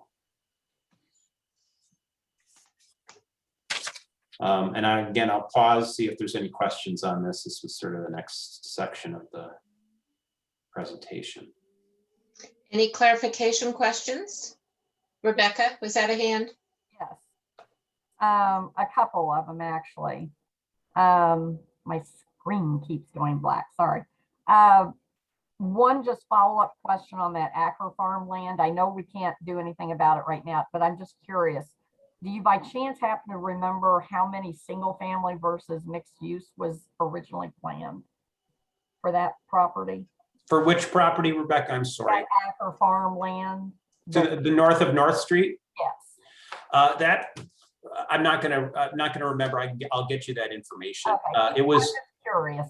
Yeah, it was a mixture of single family and multiple family. And as I recall, the idea was both north and south of that big green space, that environmental corridor, it was supposed to end up being 65% single family. Okay. Okay. But more of the multifamily was concentrated closer to North Street. Okay. Steve, do you want to respond? Yeah, and I can't give you details either, other than the conversation. Most recent conversation included still no interest in developing. Okay. Well, off that topic, I did have some just a couple of questions for clarification. On the page 1.3, that figure 1.1, I'm just curious that last, I know it's just wording, but I'm just curious what you mean by the transitional time in villages and nations history. What do you mean by that? Oh, I think it's referring mostly to the pandemic and how that's sort of accelerated trends for where people work and shop. That's the main thing. And, okay. So I guess my question was really aimed more at what's the national stuff got to do with our village. I guess that just kind of a clarification on that. Sure. I mean, we can certainly clarify that. The Amazon's a national, international company, and it's influenced what's possible in the village. So okay. That's one example. Okay, that's good information, because I was looking, I was like, what's national stuff got to do with our own local? So that kind of clarifies that. Thank you. And then on that chart, figure 1.2, 2 questions. Could you explain why you believe in figure 1.2, just kind of a background thing? Do you have any thoughts on why we were not able to meet that 65% under chapter 4. Yeah, I'm just curious, what are your thoughts on why that might have happened? well, the 65% goal was a goal for 2035, so we haven't gotten to 2035 yet. But why the needle hasn't moved, the reasons are varied. I'm going to get to them, but in general, we've seen significant demand for both single family and non-single family options. And, the non-single family come in big chunks, right? You don't see, well, I'm going to come forward with a proposal for 8 units. See you later. It's mostly, you come forward with a proposal for 50 units, 100 units. They come in bigger chunks. So we've seen a greater demand driven by millennials, Gen Zers, seniors, empty nesters for these types of housing. And I promise to get into that in more detail, because I know people are wondering, well, why is this happening? Okay, and then just one other quick question. The very next column where it says range of new residential densities from 2 to 24 units. I know this is this from the 2015 or is this in the new? I'm a little confused. Is that being proposed for the future, or is that what was? That was, so the goal was to achieve, in the 2015 plan, is to achieve average new density that's higher than the historic density of the village. Okay. So it's hard to measure that. And so my cop-out response there has been, since 2015, we've had a range of densities, some high, some low. Okay. I honestly don't know whether the average density has gone up or down. It would require quite a bit of research. That has been a hard thing. So that's going to be a metric that we collectively, and you with your guidance board, has to decide whether it's worth it. Because if you can't measure it very easily, it's hard to know if you've succeeded. Okay. Yeah. And then I'm sorry, I thought I was done. I just saw I had one other question. I Sure. saw in that map, and you kind of blown up the downtown area, and it was showing higher density for that location. In this chapter? I think it was in this. It was some map that maybe it was in your lead up. It could have been. I'm sorry. Anyway. Yeah, well, that's okay. Rebecca, there was a downtown element of the 2015 comprehensive plan that included a redevelopment plan for the so-called downtown area, more or less from Market Street up north to North Street. And it does identify some potential redevelopment sites within it. We might be referring to that. It's a good point. That is what I'm referring to. Yeah. Yeah. So it's not necessarily what's being thought of right this second. That's still kind of in flux. No, and Michelle might have explained this to you last time, but I think the idea was to partially fold the downtown plan within the economic development chapter, and to partially work with and through the CDA to develop a new redevelopment plan. Okay. Okay, thanks. Sure. All right. One more question and then we'll continue, because we'll have a whole area of discussion when we get onto our regular agenda. Bill? Just a quick comment off of Trustee Witherspoon's comment about the zoning density. I'd like to see the 2015 numbers and what we're going to have in the new comp plan for numbers. That's about it. Thank you. All right, let's move on then. Okay. And I'll keep repeating this. It sounds like a broken record, but what we ultimately have in the new plan is what you asked me to put in the new plan. So with that, I'll turn over to talking about housing data and trends, and hopefully getting at some of the questions that we have here. So we've worked collaboratively with Windsor on 2 recent studies. They're both available on the webpage. One is an annual study we do of inventorying the approved, available, and sold housing within different developments and among the 2 villages in total. And another one is a special study that we did along with Windsor called the Windsor Housing Supply and Demand Analysis. And that study focused in particular on the available supply and demand for housing that's affordable to lower income folks, both seniors and non-seniors. And so I'm going to present information from those two studies, particularly the latter one, which is more unique than the former. So we've seen population growth in the community driven mostly by people occupying new housing units. The village has had about 80 new housing units, single family, multifamily condos, et cetera, built every year since 2010. And so 20% of all new homes have been built within the last 10 years.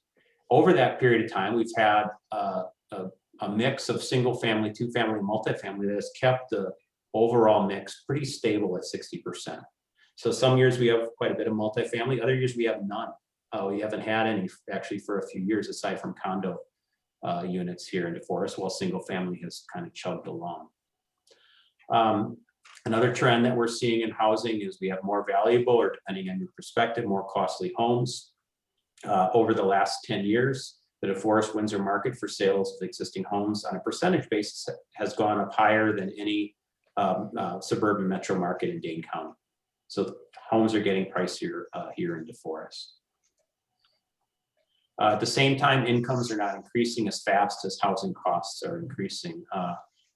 Again, from this housing supply and demand analysis, median income has grown about 30% over the past 10 years, while the single family sales price again increased by 70%.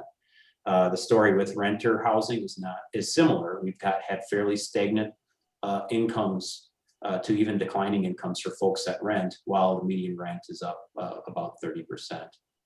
The combination of these factors, particularly the first one, is that many prospective homeowners are kind of crashing into the rental market, where they might like to buy a house or build a house, but they just can't do that.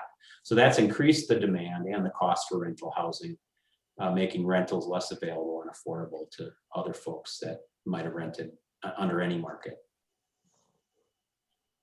We have a demand for new housing that continues to grow. One of the stats we found, and this applies to single family, multifamily, is about 3/4 of households moving into new housing in DeForest and Windsor move from outside of the area, outside of the school district. So most of the new folks that are moving to DeForest are coming from somewhere else, whether they're moving into an apartment unit or a single family home. We're expecting a lot more folks that are going to be interested in doing that over the next 10 years. About 2,200 to 2,500 additional households in DeForest and Windsor combined, with about half of them seniors, a lot of them sort of growing up or growing old, depending on your perspective. Between the two communities, we also offered some analysis in that study that suggests that the two communities could easily absorb over 100 new multiple family units every year over that period. The types of units being built are not necessarily the types of units that are affordable for DeForest workforce. We have about 5,500 people that work in DeForest. Many of them live here. Part of the reason is that the typical salary earned by the DeForest workforce, including teachers, protective services personnel, line workers, tends to be within the $45,000 to $55,000 range, while a typical salary required to rent one of the new apartments that are going up in DeForest and Windsor based on the apartment manager's policies is between 55 and 75 per year. And there's a lot of talk about what does this mean affordability? Well, in the case of DeForest workforce, that means a monthly rent that could be as high as $1,100. May seem like a lot of money, but that's not necessarily what the market is building right now. The market is building apartments that rent for more in general per month. When we talk about senior housing demand, it's also increasing, or it is above supply. The senior population in DeForest and Windsor has grown by about 900 people since 2010. A lot of those folks, again, aging in place, but some new folks moving to the community. And that's going to continue in DeForest in particular. We have a large number of new households in the late 40s to early 60s. We're going to see a lot more over the next 10 years. Unfortunately, the median income of senior households has been largely stagnant over that period of time. And the supply of rental units that are available for seniors that are income challenged has stayed pretty much the same at about 100 units.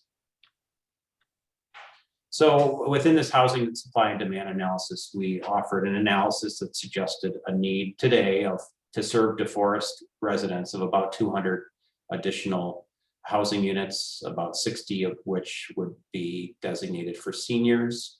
Given growth in the community, we suspect that that number might grow to about 300 by the year 2030, with about 130 of those being senior.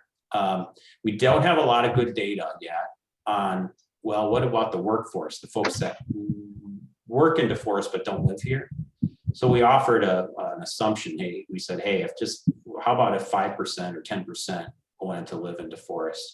Well, then the numbers that I presented above, you could double them. So this is not a policy statement. This is a suggestion of need for different housing types in the community. It's really up to you ultimately decide what, if any, policy response you'd like to take. That's my presentation of the data, but I would certainly encourage you to look through those reports if you haven't already to get more information.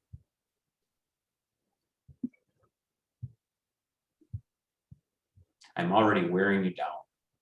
You're doing good, Mark. We'll keep going then. All right.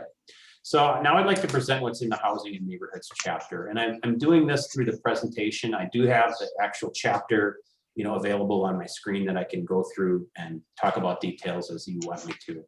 But I'm sticking with the PowerPoint for now. So again, this is the draft. You see all caps, first initial effort. The draft goal in this chapter reads, all DeForest residents and workers should have decent, safe, affordable housing in attractive locations. The village's housing mix should generally maintain single-family character while allowing different choices, costs, and neighborhood settings to meet current lifestyles and market demand. So you see, I hope, some reflections of the housing goal within the 2015 chapter in there with a little bit more elaboration and update. We've got 4 draft initiatives within the updated chapter that would take the place of the initiatives in the 2015 chapter. All subject to review. They start with achieving a housing mix that preserves village character while accommodating choice. Next, we have a suggestion to promote thoughtful siting and design of higher density housing, building on the generalities in the past. Building from the prior the work that's been done over the past few months supporting affordable housing for seniors in the workforce. And then finally advancing neighborhood development planning, including along the west side of River Road. So this is an outline. I'm going to get into these in detail right now. So the first one in draft form, achieve a housing mix that preserves village character while accommodating choice. This is the first attempt to reflect what I understand to be very diverse opinions in the village on housing types and mix, and also a reflection or nod to housing trends and needs that we have seen in the community, including for attached housing, more affordable choices, which often go together, and the market response to that. In other words, the developer response to that demand.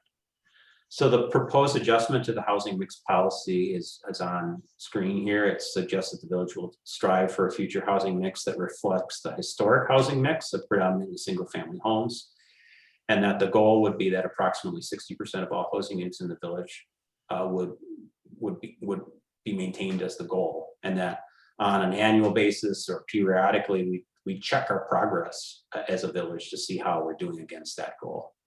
So it's kind of a back to the future approach, I suppose, where the proposed policy would not look at this on a neighborhood by neighborhood basis, but instead would look village wide and do some monitoring on occasion to see how we're doing against that. That is not going to be easy to maintain 60%. Tell you that Sun Prairie's housing mix over the past 10 years has been about 37% single family. City of Madison has been like 14%. The market is really driving towards multiple family. So this initiative lays out 10 different approaches covering zoning, promoting parades of home sites, other things to at least maintain and hold the bar at 60%, which frankly to do what you've done and to keep it there really for 20 years, given the history we've tracked it, has been fairly impressive given the changes in the market. Next initiative. So if we have for the 40% that's not single family, what should we do to make sure that some of the community goals and objectives for a safe community, a community that doesn't impact traffic or schools unduly, et cetera, the things we saw earlier, how can we make that happen? Well, first off, I'd like to present why we've been thinking about this, because we do have, in reality, is continued strong demand now and expected for twin homes. I've been told that's the new name for duplexes, townhomes and apartments, for the foreseeable future. Why do we have that? We have baby boomers looking to downsize but stay in the community. Not everyone, but some. We have elderly folks, sometimes overlapping with that first group, seeking housing with less responsibility and sometimes with more support. Supportive services, or at least someone to take care of, when I got something to fix, a handyman to contact, things like that. In addition to that, we have the largest generation ever, the millennials, and the Generation Z behind it with different housing preferences in many cases, fewer marriages and kids in general, and often with lingering debt from college and other things that they are still paying for. And makes it challenging to scoop up enough money for a down payment and a big house right away. We have ever increasing worker mobility between jobs and regions. The worker that stays with his single employer for her entire 40-year career is largely a thing of the past. Meantime, wages are not moving up very fast, certainly not as fast as housing costs are moving up, both to buy a lot, or build, or to rent. So higher density is one answer to addressing these pressures on the market. Higher density is not all bad. There are some benefits to the community for higher density housing. It allows more seniors to stay, provides a place for younger residents to live before they can afford a home, maybe test drive the community a little bit. On a per acre basis, it has lower utility and road costs than single family, higher energy efficiency, does a better job per unit of preserving open space and farmland. You can accommodate more people on less land. Higher density housing often provides on-site resident amenities to provide for needs, whether they be a community room for seniors or a pool for Gen Zers. Supporting some of the goals that we've observed over and over again. More people and more concentrations often leads to greater employment opportunities, supporting local industry, more restaurants, more shopping opportunities. And again, I live in a single family house. You can tell it's an older one, and so I love it. But on a per acre basis, it does have, the newer units do have higher tax base per acre. Some higher service costs, some lower service costs compared to single family housing. We could have an interesting debate on that. And I did a little work because the latest, greatest larger apartment development in DeForest is the Park Apartments, just north of the Pinecone in Savannah Brooks. The assessed value of the Park Apartments is over $31 million. That's about $3.6 million per acre. I then tallied up the assessed value of the single family homes in Savannah Brooks, and you've been there probably, they're nice homes. I totaled all the ones you see on the map. So we got up to 10.49 net acres and got up to 18 million. So even though there's more acres used for single family, the value of that apartment block on a per acre basis is greater. And there's more roads and utilities required to serve those lots. Again, I am not in any way arguing against single family homes. Please, maybe you'll say it, but it's not what my point is. My point is trying to say that there are reasons and decent reasons to support higher density housing. So with all that long lined up, what's included in this draft initiative anyway? And these are quotes from the draft chapter, village intends to accommodate a variety of moderate to higher density housing sizes and types, provided that all demonstrate high quality design and thoughtful siting. Village also acknowledges there are legitimate concerns with higher density housing when not thoughtfully sited, designed, configured, managed, and maintained. The goal overall would be to provide lasting, safe, quality places for families, seniors, and professionals in the local workforce to live in a manner that contributes to the broader community. And it's not just about design and how these buildings look, but the village would also pursue effective configuration, maintenance, and management of higher density housing, which can be an issue if not properly set up and managed over time. So the chapter has this graphic that shows and provides different concepts for siting and design of higher density housing.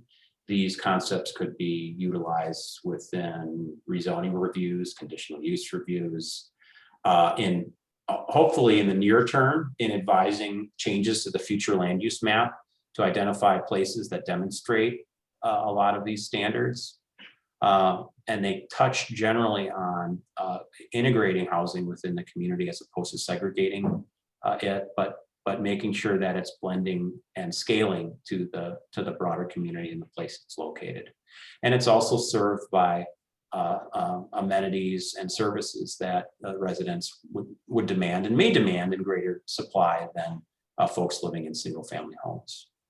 That's a summary. There's a bigger graphic. There's a lot of words on this page that are just a summary of that. So I'm happy to talk more about that as we go forward.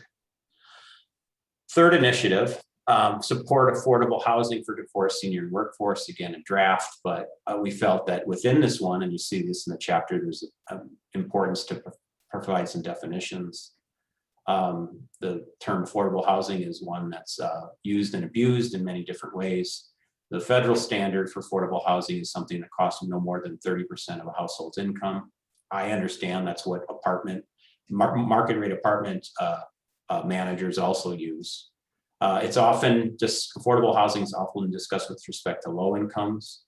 In DeForest, low income, if a low income family is generally one that earns less than $82,000 per year. So we're not talking about the destitute here.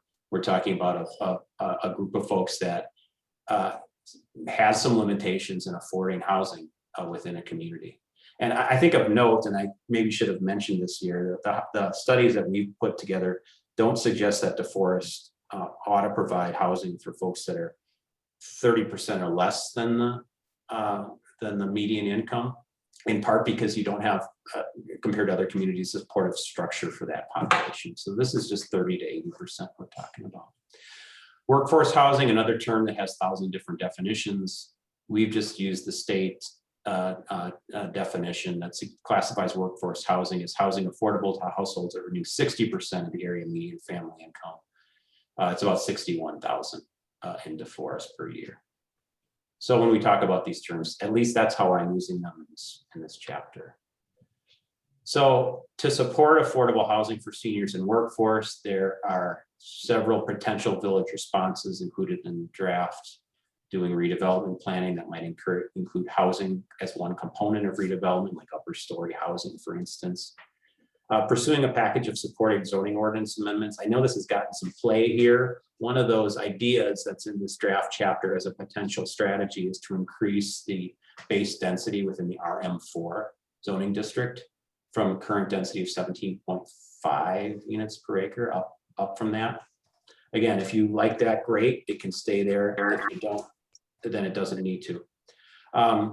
TIF, it could be a supportive strategy for affordable housing, working with community service personnel on the front end to identify needs and concerns and build those into design and management. Participating with others. You are not the only ones, as I'm going to show you, that are thinking about this issue. There's a lot of good learning opportunities. There's grants available. There are opportunities for reductions in impact fees for quote unquote low cost housing that could be pursued. Certainly a lot of public information, education, continued dialogue on what exactly we're trying to do here and why, and collaboration with others, including the businesses in the building community. It's not a proposal to import Madison to Forest. There's other communities in the area. Wanakee is one of them. Here's a case study from the Village of Oregon. In that case, they had a citizen initiative for affordable housing. They have extended one of their tax incremental districts that was scheduled to close to provide some funding to support affordable housing. They invited Habitat to come to the community to build a small scale affordable duplex project, and a different developer is building affordable rental housing in the community for seniors and workforce near Highway 14 towards the east edge of that village. Finally, I promise, there's an initiative to advance neighborhood development planning. We had an ambitious goal to maybe prepare and have ready for you in the next couple of weeks a neighborhood development plan for the West River Road corridor.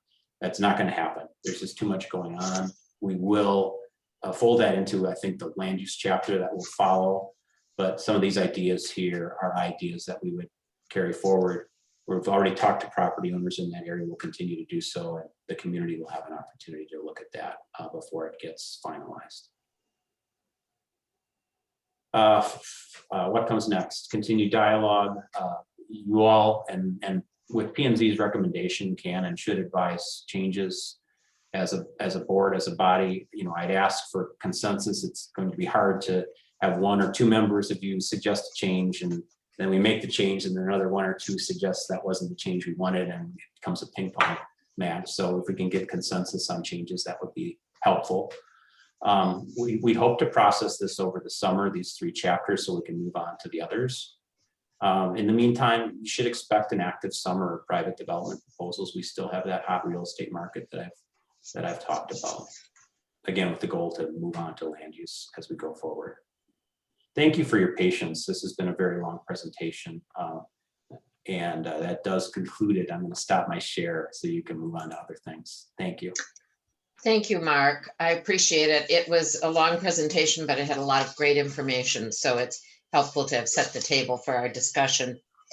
We're going to move on now to other appearances. And we have a number of them for tonight.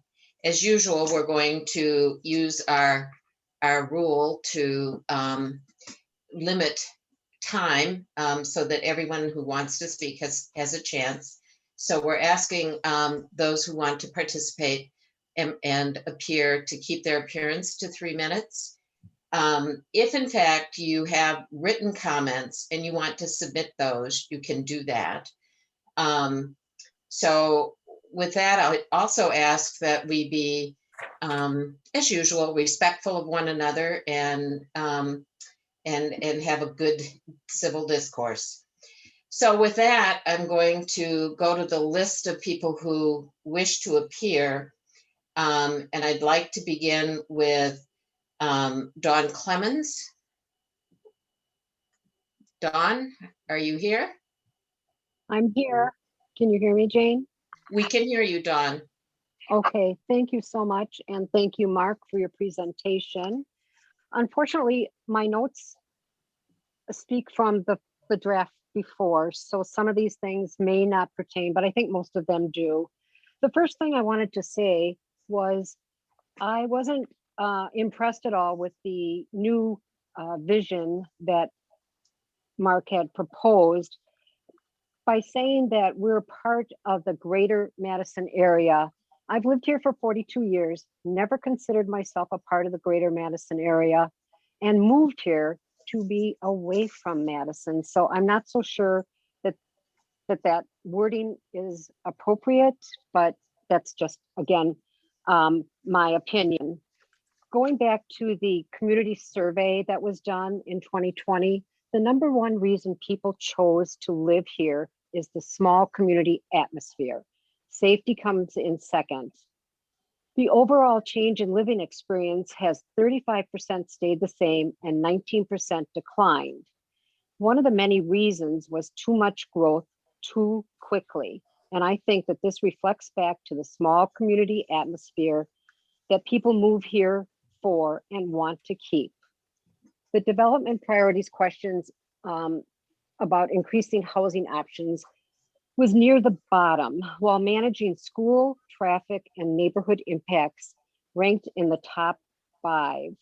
Regarding housing preferences, again, single-family housing under 300 was number 1, senior housing with lower costs was number 2, and apartments with average rents was number 3.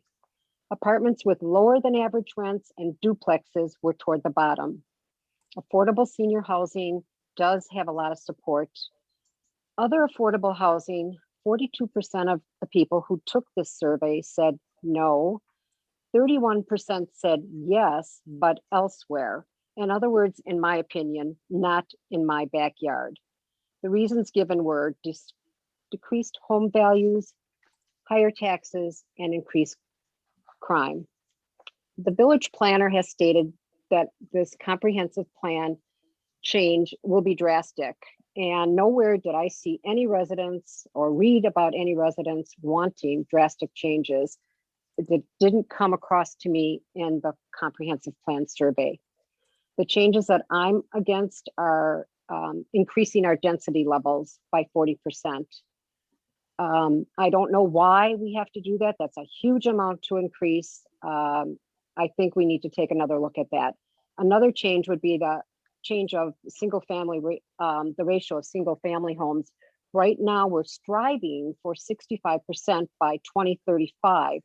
But again, now we're being pushed down to 60, and we should be happy with that because Madison and Sun Prairie are much lower. Well, we are not Madison or Sun Prairie. We are DeForest. And I think that we need to stick with our original proposal of 65%. In closing, I hope the board will be open to questions and answer sessions addressing the very important changes proposed in this comprehensive housing in DeForest. And I think it would be better so that more residents have an opportunity to speak, because Zoom meetings are extremely difficult for a lot of people. So having some Q&A with the board and Mark, I think would be really appropriate and appreciated. And I think that's 3 minutes.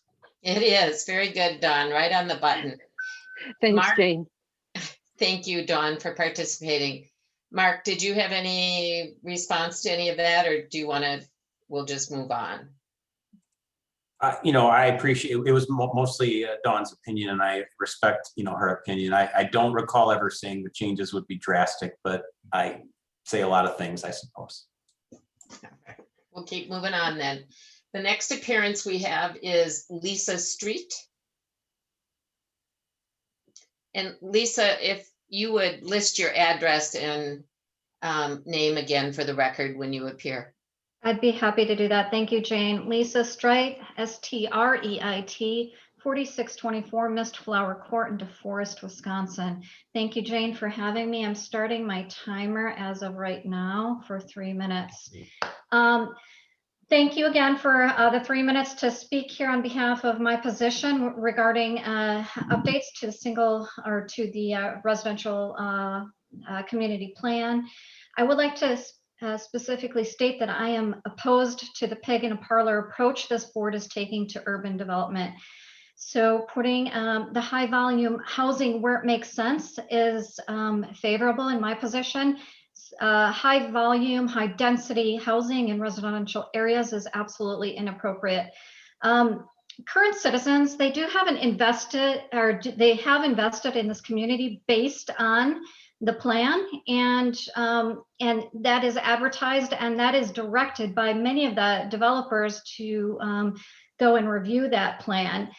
And that said, that current comprehensive plan, I have reviewed that 6 ways till Sunday, and I am in favor of the Chapter 5 Housing and Neighborhoods Plan as stated on page 51 of the current plan. However, Mark Roffer's proposal here tonight is in conflict of many of the initiatives and plans that I bought into this community for. Specifically, I was interested in the support of owner occupancy housing, as well as emphasis on single family neighborhoods and not overburdening the village and the school district for services and facilities. What he's proposing would have a significant burden on our our schools, our safety measures, our fire and police departments, and I don't believe that is in favor of the direction that DeForest as a small community really needs to be going. And with regards to, my opposition, I've previously spoken to this, and I would like to voice my opinion on the development as proposed for Conservancy Place, as well as the conversation around high density housing and hotels.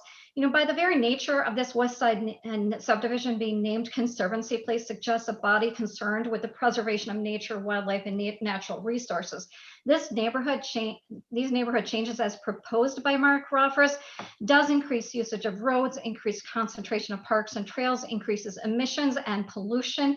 Increasing the density from single family housing to high-rise apartments, hotels is in direct conflict with the very naming as well as the comprehensive plan, and feels very bait and switch to the advertised materials that I bought into as a resident of DeForest homeowners. Lastly, I would like to thank Bill Landgraf for his commentary on the lack of citizen involvement and the lack of opportunity for citizen involvement. There have been many occasions where these meetings are posted without an agenda, and maybe there's 48 hours notice, so there's failure for opportunity involvement. We're at 3 minutes, so thank you for having me speak. Thank you, Lisa. All right. Any comments or questions? Otherwise, we'll move on. The next person to appear is Nicholas Strite.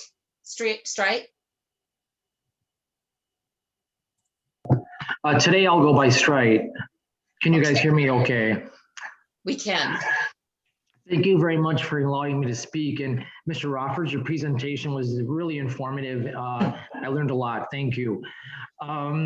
So I do appreciate the fact that the comprehensive plan is going to be updated on the website, because my wife and I did use that, as well as our discussion with Parktown to decide to build here. So it'll be good to have that updated. I realize that growth is a balancing act, and you probably can't please everybody. But I would say that the slide that he showed us about thoughtful siting and design of high density, I do have to say I do agree that that's appropriate, and I would disagree that the CF project isn't a good example of thoughtful site design, being on a road lined with single family homes. So I would hope in the future that we do a better job at determining what sites. So growth is inevitable, but we do not want to lose the thing that made DeForest special. When we were looking to build a house, we looked at some of the surrounding communities, and we eliminated Sun Prairie because frankly, we weren't really thrilled with how they were growing. So I think a lot of people feel this way, and I would just ask that moving forward, that we keep in mind that we not lose what makes DeForest special. And that's really all I have to say. Dawn Clemens did an excellent job of talking about some talking points that I had in mind. So I don't really have much else to say. Thank you for giving me this opportunity to speak. Thank you, Nick. We appreciate it. All right. Any questions of Nick? Otherwise, we will move on. All right, I don't want to, Jim, I'm sorry. Did you have a question or comment? I guess I was just going to ask Nick if he could answer in a sentence or two. You said that you don't want to lose what makes DeForest special. Does he want to maybe lift up a couple points that specialize?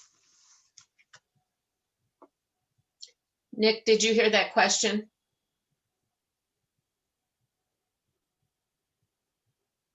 I didn't. It was very garbled. Try it again. So sorry, Nick. The question I was asking is, I wonder, you mentioned what makes DeForest special. Do you have a couple bullet points that make it special in your point of view? That better?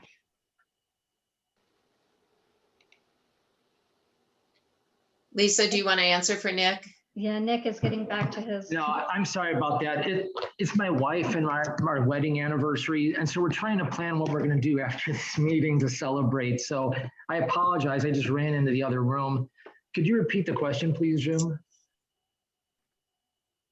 Can you just that makes it special?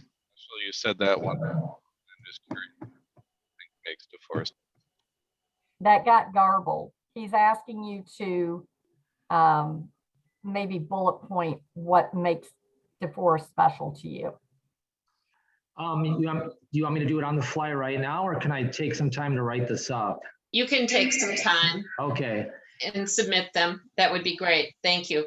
But just to give some background, I grew up in Chicago, and I've actually lived in HUD buildings. And so I know what I don't want to live in again. I'm looking out my back window right now at trees and people on a trail, and I don't see a high rise in sight. So yeah, that's pretty good compared to where I grew up. All right. Thank you. Thank you. Have a good night. All right. And the next appearance we have is Tim Osserman. And if I pronounce that wrong, I apologize. Tim, are you on? If not, we'll move on to Abe Degnan. And again, please state your name and address for the record.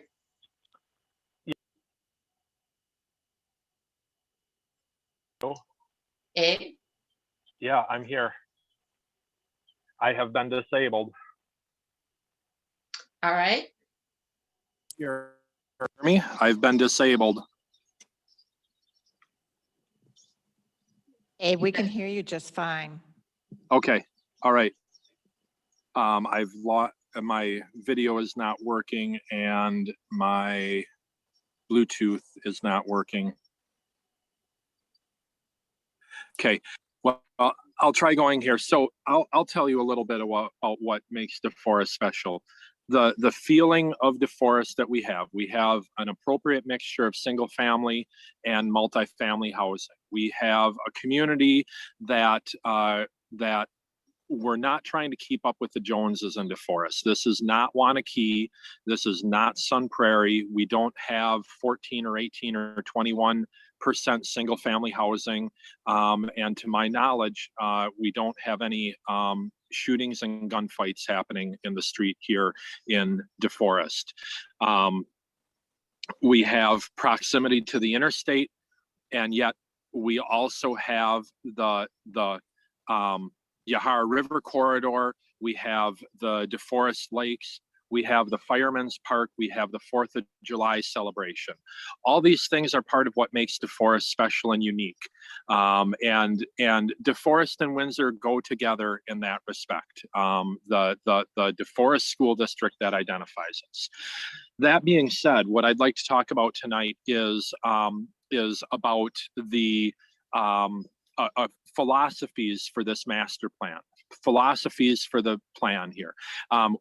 To find out that the quantity of single family housing in these other communities is so low points out to this board just how hard you must work in order to maintain single family housing in the village of DeForest. We know that the pressure is going to be there from multifamily developers to put in as much as they can, no matter what, without regard to what the long-term benefit is. They will find ways to make money at it in the short term, in the midterm, and the long term. They're all of these different apartment buildings and all these different neighborhoods in DeForest and Sun Prairie and Madison. There are people making money on all of them at every single level, no matter whether they're the hoity-toity or the most modest and slum rentals out there.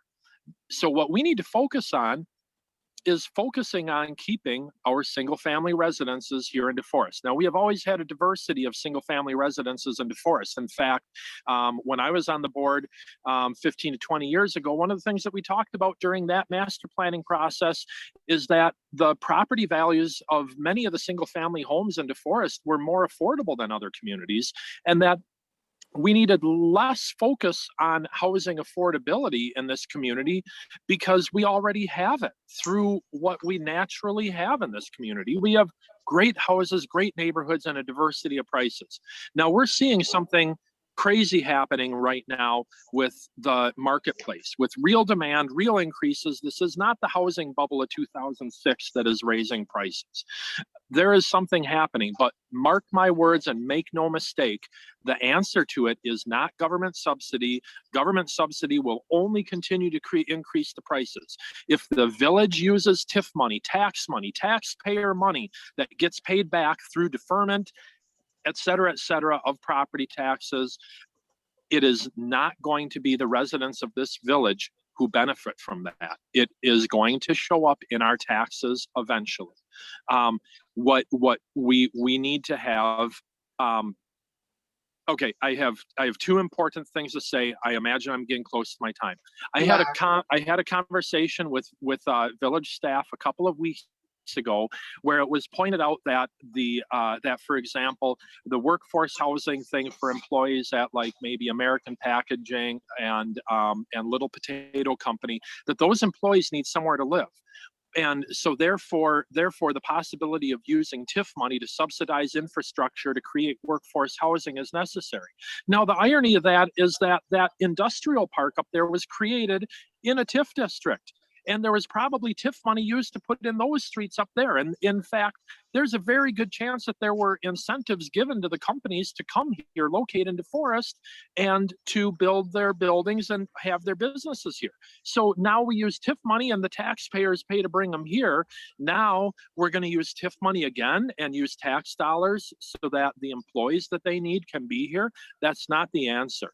The other thing that I just want to point out, Jane, at the beginning of the meeting, you said that the discussion on this was I'm going to paraphrase, I'm not going to get this exactly right, but you said it was possibly premature and maybe somewhere along the lines of uninformed. Those aren't your exact words, but that's the sentiment of what I took away from it. But I want to remind the board here that the citizen input is exactly what you guys are asking for. And here we are telling you early in the process the direction that you need to go. So everyone, thank you for listening to me today. Thank you, Abe. All right. Any comments or questions for Abe? Tim, we went by you before. Are you here now and wanting to speak? You're muted, Tim.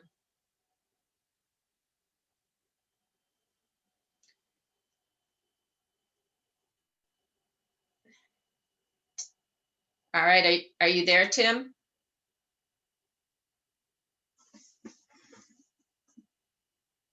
Tim, we can't hear you.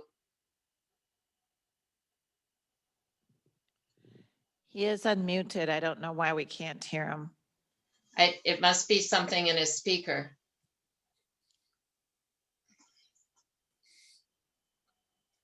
Okay. Maybe while you figure out your speaker's problem, Tim, we'll move on.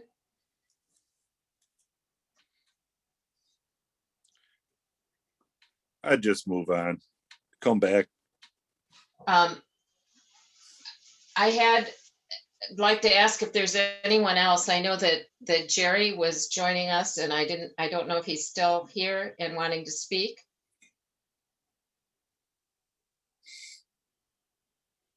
All right. Then I will let you know the list of folks who registered but don't want to speak, but registered in opposition. We have Chip and Sue Van Meter from 17 Acker Parkway. He was registering in opposition to the comp plan housing draft. Walt Schroeder from 468 Sunset it was registering in opposition to the housing draft comp plan. Joseph Schaefer, 317 Yorktown Road, again registering in opposition of the comp plan. Sandra Schaefer, 317 Yorktown Road, registering in opposition. Peter Sailhamer from 4627 Sunburst is registering in opposition. Brian Goodman, 7804 Bluestem Tri-Comp is registering in opposition to the comp plan. Allison Cruz Bowman from 4634 Innovation Drive registered in opposition, and Kenneth Bowman from 4634 Innovation Drive, also registered in opposition. So those are the registrations that I had. Just a minute, Bill. Wanted to make sure I got through all of the appearances.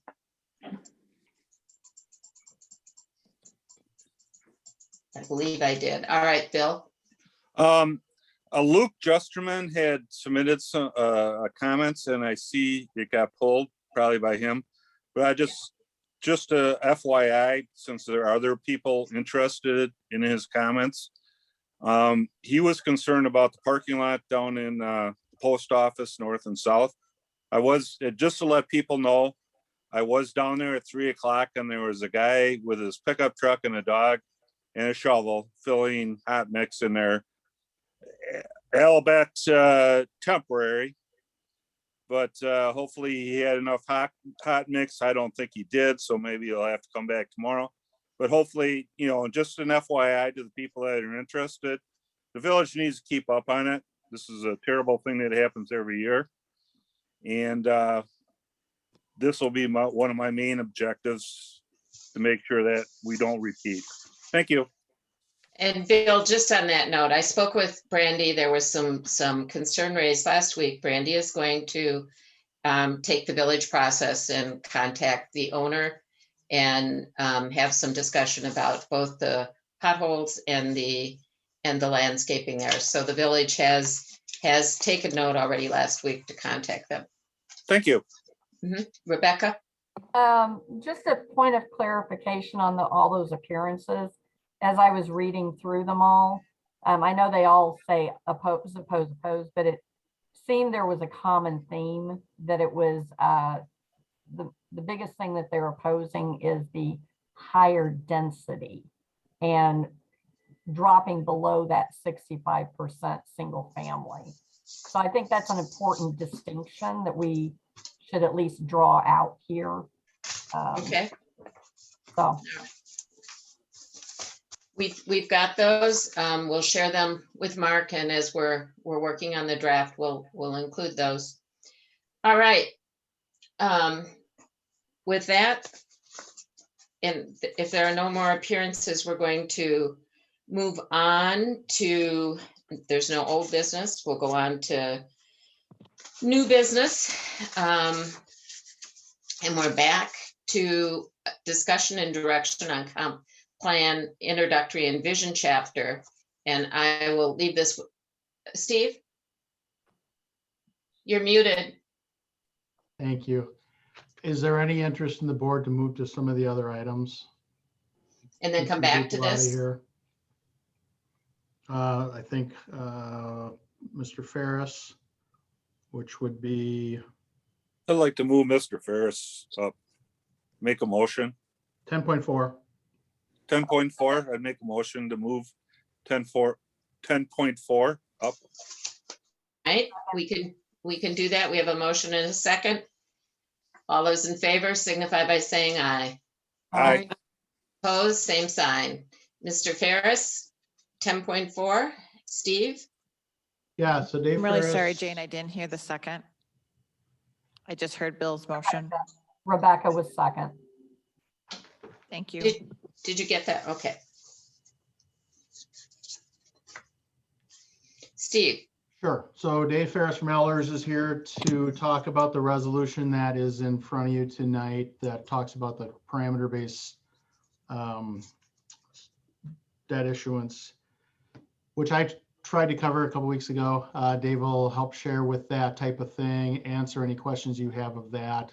We're proceeding with the borrowing, it might be $5,000 higher just because of issuance costs.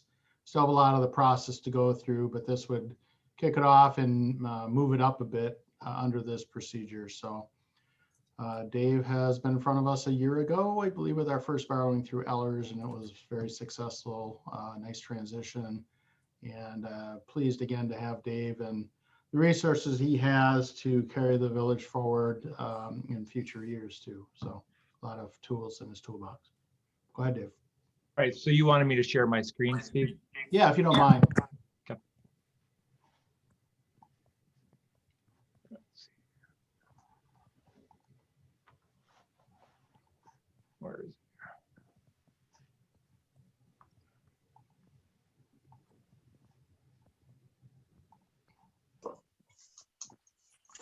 All right, so the report in front of you, I hope you can all see it. No. No? Okay, so I failed at that one, didn't I? Was there something in the packet that Lou could bring up? It would have been the pre-sale. Well, let's see, it's the pre-sale report that I did for you. Now, why is that not circling the right area here? Let's do this. It looks good. And what are you seeing? My Your background. my background? Okay, so that's not where I want it either.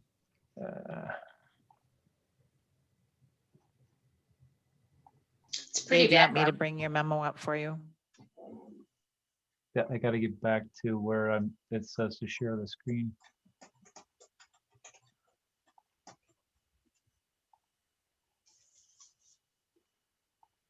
Because it's definitely looking at the wrong screen here. You hit your Zoom button again. Yeah, it's not. Do you have the memo up that you're trying to share? Can you just drag it onto that screen that's being shared? Yeah, except it's it's a really small screen, kind of. If I could just get back to where that is. Oh, darn it.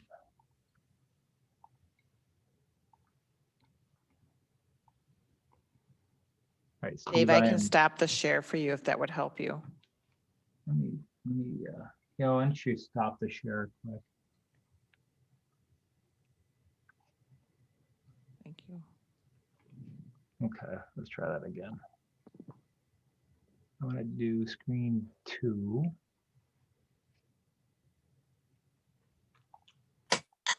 Can you see that? No. Yeah. Oh, I don't know why it's not sharing it.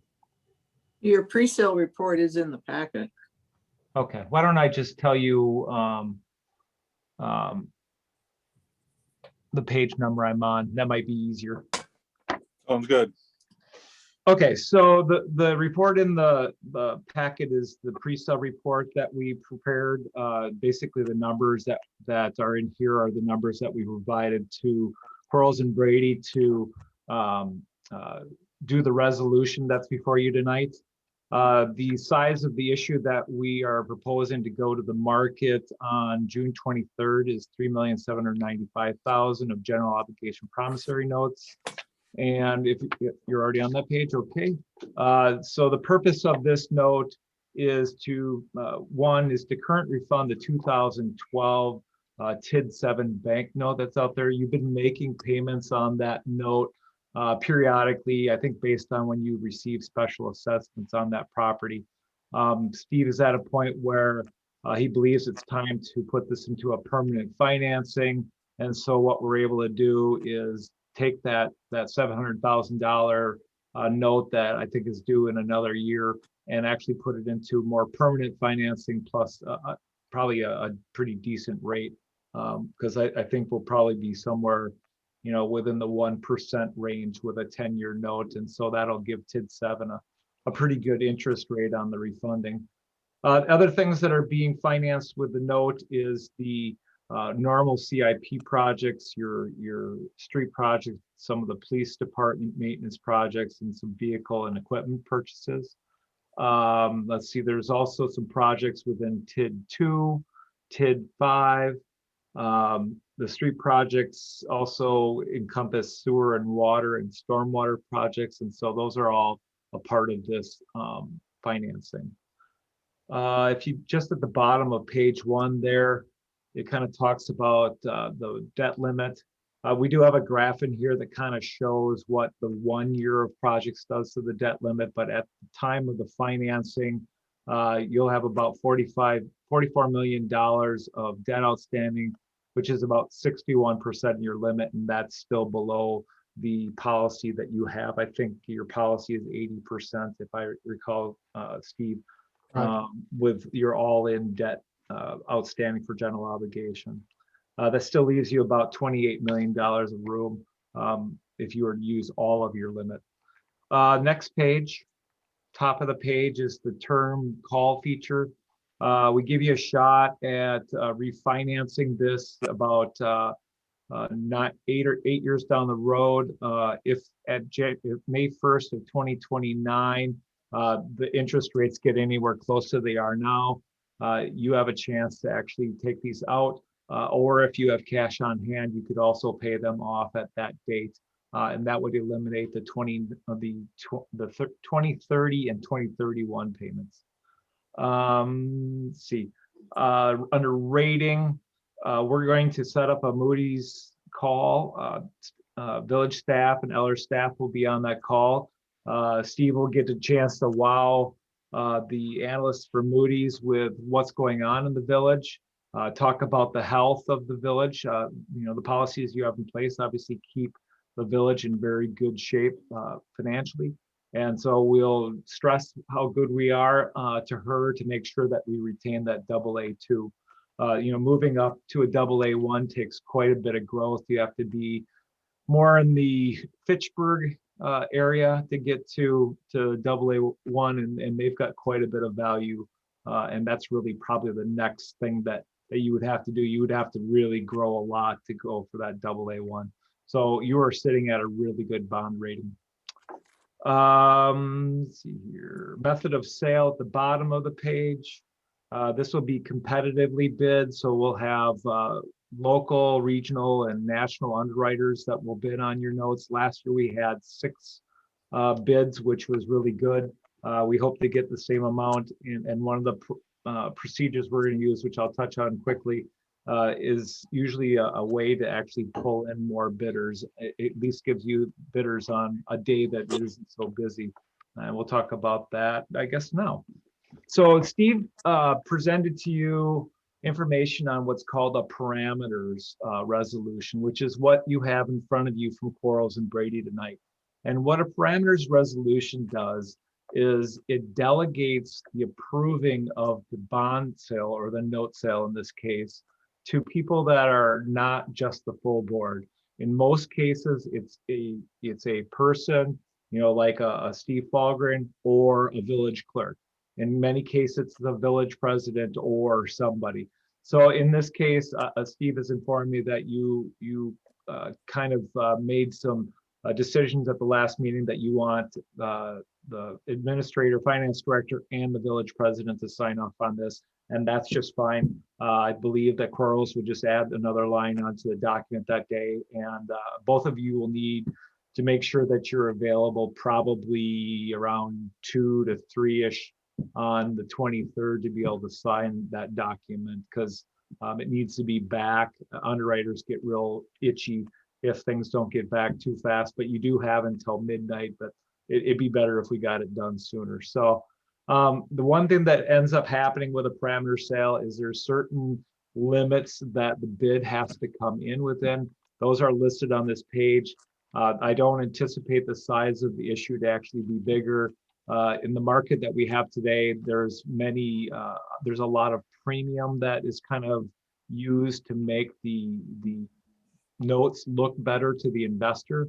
It pops up the coupon on the notes, and it makes it look like, it might take where you would have a yield of more like 0.2% and could make that coupon on that 1 year be 2%.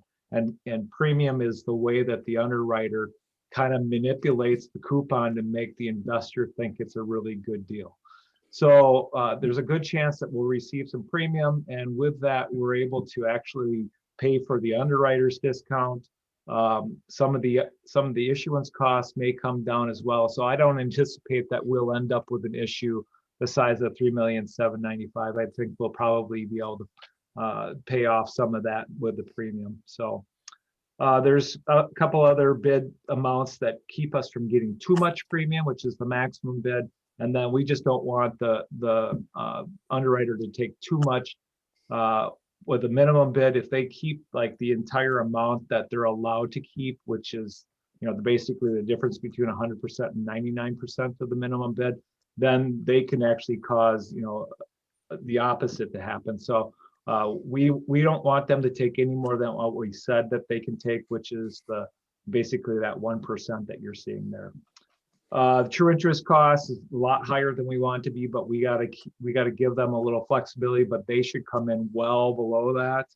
And then as far as like on the day of sale, If they do give us a lot of premium, we have restricted how much we can move between years as far as how much we're paying off. But we're going to try to make sure that the tax rate that we're kind of demonstrating in the planning run stays right around where you've been and keeps your debt service tax rate really smooth. Going on, the only thing that I should mention on page 4 is at the bottom under risk factors.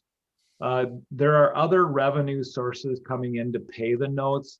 And what we have to tell you is that if any of those other sources are not sufficient to pay them, that you may have to levy a tax for those items. But you know, I see what your financial health looks like and the cash flow Steve and I kind of have looked at.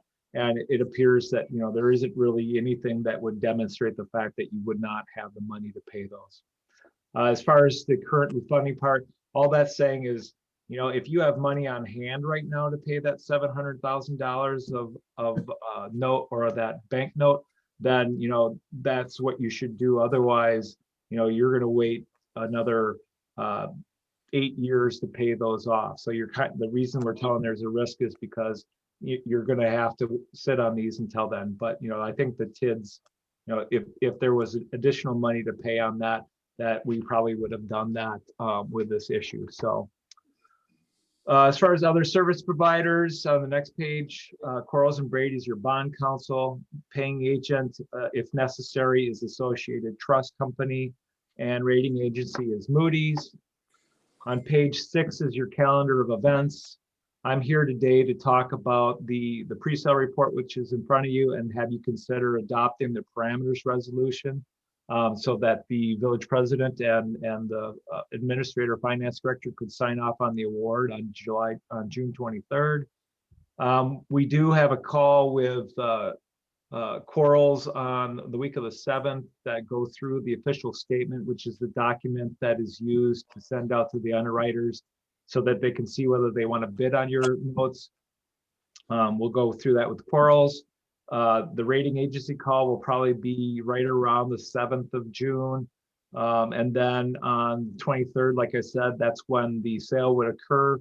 And instead of it coming to the village board for approval like last year, that you would be delegating that to Steve and the village president. And then the closing, which means that's the day that the money is actually transferred to the village. That will be transferred into the village's bank accounts, and some of it will be swept right out and off to pay to the bank loan off as well. But the rest of that fund will be around to pay your projects. So I'll just quickly go through the schedules. Page 7 is just your capital listing that Steve provided. This is something that you have seen probably in a little different format, but this is your projects that you approved this year that will be borrowed for. The next page is how we size the issue. So you can see all those projects. If you added up the projects part, that comes up to the $2,993,000 on the last page. Plus then we're refunding the 2012 bank note. The village has funds on hand in TID 7 to pay the interest. So we're just refunding and structuring out longer the $700,000 that's left. Then issuance expenses. Some of these are estimates at this time. Our fee, and actually I nailed down Quarles and Brady as well, and Disclosure Council. I think those are solid fees. The rating fee is pretty solid. The underwriter fee is the one that could change. That is the fee that underwriters actually will lower to use as a part to get the bid. So that cost I expect will come down. And then when you take the total amount of funds you need, you get a little bit of interest, which isn't great in this market, plus an amount that gets you to an even $5,000 amount, which the notes are sold in. We're going to the market with $3,795,000. The next page, which is really small, is really the way that we kind of solve for the mill rate, the tax rate. This is an equalized tax rate, so we can be comparable between years. You can see with the structure that actually is broken out better on the next pages, but that Steve and I kind of went through as far as what would be the good way to pay off these issues. will get you a tax rate, equalized tax rate in 2022 of about $2.07. If we are able to downsize the issue, I think we can probably get it closer to the $2.04 that you had the previous year. So we'll hopefully be able to use premium to do that. Otherwise, when you look at that tax rate, that's about 3 or 4 columns from the right, you can see we have a very nice descending tax rate, which means that you have a lot of flexibility for the future.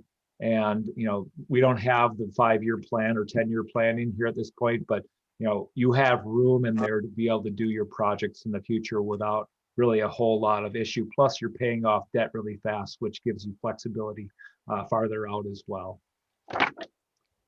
Page 10 and 11 are really the breakout of each purpose and how they will be paid off. Steve has certain schedules, and maybe you've seen some of them. They're quite impressive, that show how he likes to keep his cash flow in certain areas working. And so some of the cash flow or payoffs are based on how that cash flow can be at a healthy level. And then page 12, like I said earlier, I only did the debt limit with the 1 year of projects.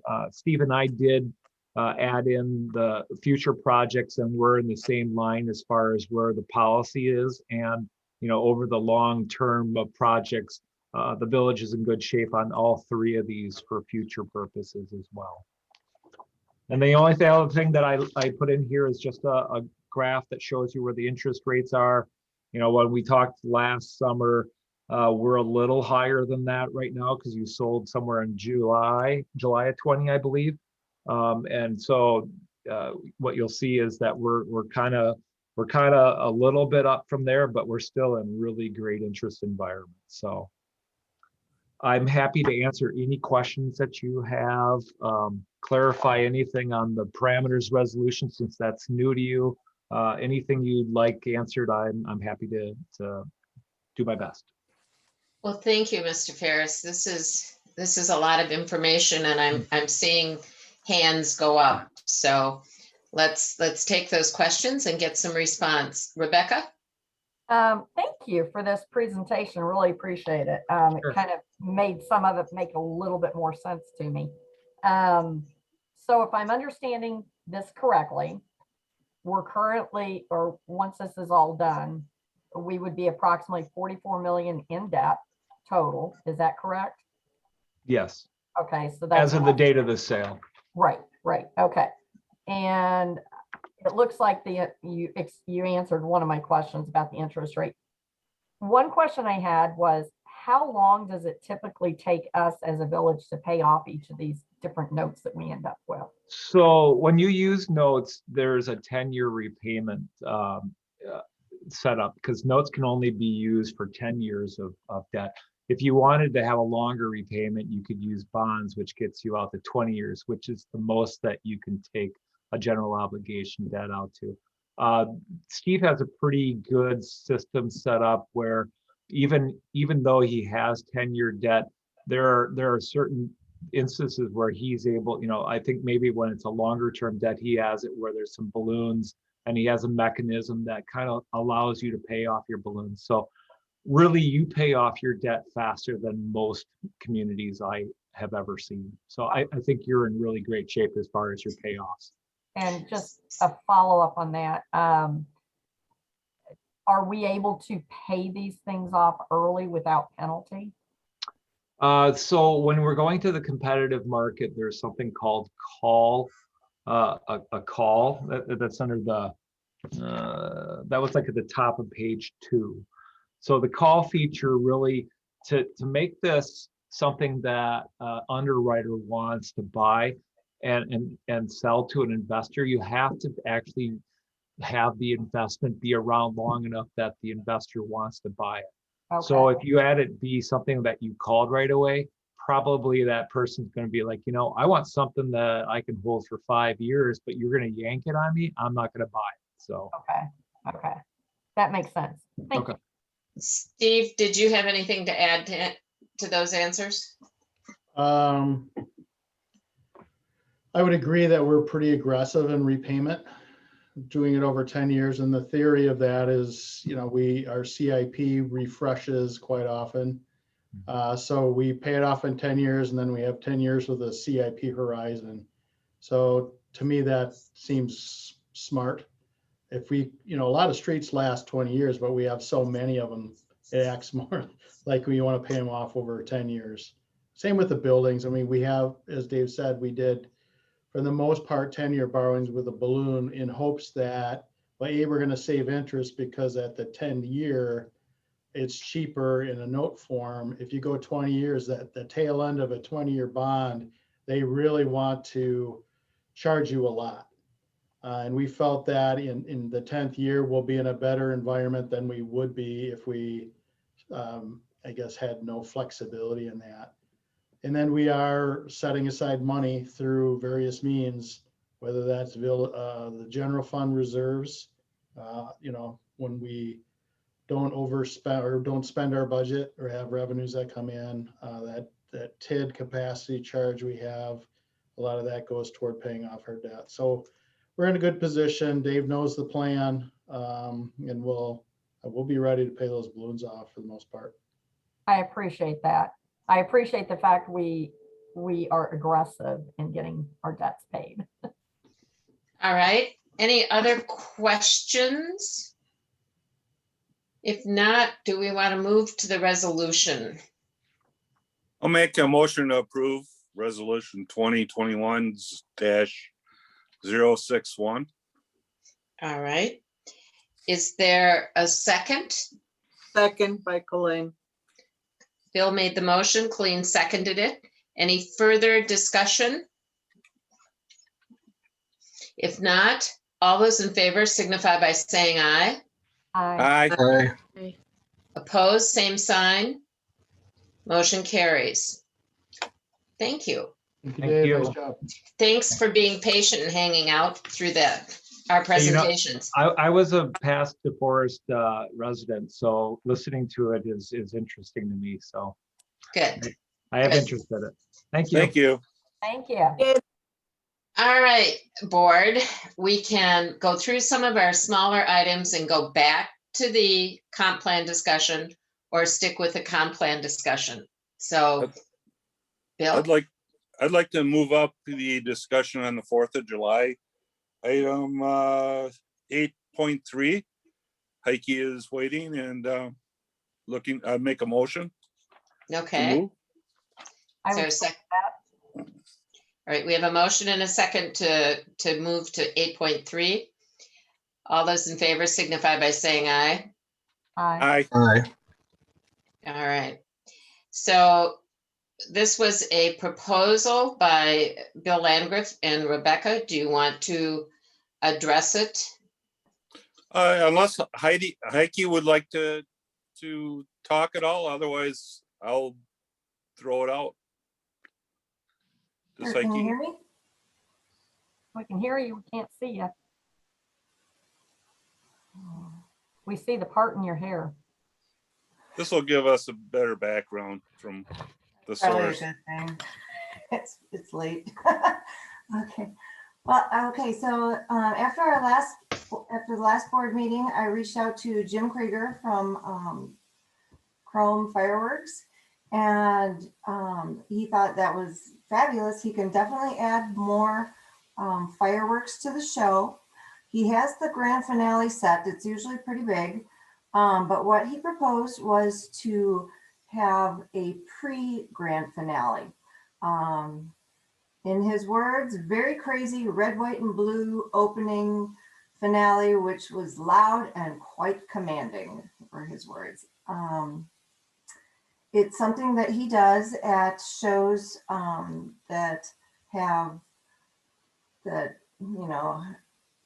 are at bigger places and are almost like $20,000. So he would be able to do that for us for $1,000 more. He said anything more that he adds will definitely be noticeable, and recommends the pre-grand finale for $1,000. And I submitted to the village the extra shells that he would supply. So he's got an extra 1,345 2-inch cake shells, another 336 3-inch mortar shells, and another 25 multi-split. No, that's no original, but he has a lot more that he's gonna set off. So just to be clear, Heike, the amount in addition that you're asking for is $1,300 or 1,000? 1,000. Okay. Plus And the 1,900 for the insurance. plus the what? I'm sorry, I'm having problems hearing you. 1,900 from the insurance. Okay. So it's 2,900. 29. Okay. So I wanted to ask Steve, just trying to understand the numbers. Where are we with having last year's money and then this year additional dollars, and what is the spending, just so people know where we are? Believe we paid 10,000 last year, and the current year budget has 10,000. But the fireworks didn't need to be used, but I think there was some cost of insurance last year. Heike, please help. Yes, on correct. that. So it was a $9,000 that was paid. I don't have the date, but back in January, maybe January of 2019. Probably or more like 20. June. So that 9,000 was to go towards the 2020 fireworks, which didn't happen. And he said that he would use that money, the deposit that we had made, the 4,500 in a deposit, and then the additional 1,900 to pay for his insurance. So. Okay. Does that clarify any questions about cost? Okay. Bill, you had your hand up. Okay, yeah, we've got $10,000 budgeted this year. Bear with me. We've been through a heck of a lot since March of 2020. The community, I think, deserves a big celebration. The mask mandate comes off tomorrow. We've budgeted this money. What are we going to do with it? I propose we have one big show and free pony rides if there's money left over. Since we have the 10,000 budgeted, I'd like to throw another 10,000 at that, but that's debatable. I'm throwing that out there. I would make a motion for that. I would second that. Is there discussion? Tashidra. I just have a couple of questions for clarification, and this is actually going to be for you, Steve. 10,000 is budgeted for this year for fireworks and for the 4th of July.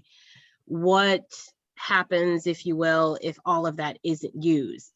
Does it go back and we're able to use it elsewhere, or because it's budgeted for this particular activity, it needs to be used specifically for this activity? The line item, I believe, is called Chamber of Commerce Events. Okay. So it could be used for other things that the chamber may need. Maybe it's a new event, maybe it's, who knows what it is, but it should be chamber related. If it's not spent, then it drops to the bottom line of the village and it's part of our reserves. Okay. And the reason I asked that question is twofold. I mean, the 4th of July is a huge celebration, and it brings lots of different good times and emotions, but I do want to highlight that not everyone in the community really gets excited about that 4th of July. We have a considerable number of veterans suffering with post-stress, I mean, we got a lot of community members where that night is really difficult for them. And my other concern is that we've already put forth money into that. And when Heike was here last meeting, and I appreciate you being here again, Heike, is that everything was all set and we were ready to go. And I would love to see the chamber have an opportunity to do something else now that there's additional funds for them to really bring the community together and have different activities that celebrate the fact that, you know, we made it through COVID, the masks are coming off, and bring the community together in a different way. I would love to see those funds used to celebrate other ways with our community, right? We've got a lot of things going on and a lot of polarization right now. And this would be prime time for, you know, the chamber and the village and the board to think outside of the box of how can we bring this community together? Because there's a lot of tension and a lot of stress and a lot of excitement to come out. I mean, we have a new splash pad opening up. So I really am excited that we can have a 4th of July celebration. Usually grand finale means there's one big final production. And I think community members, yes, they want to have fireworks. That's a thing. That's what we do. That's part of the tradition. Diving more money into this just to make an even bigger explosion.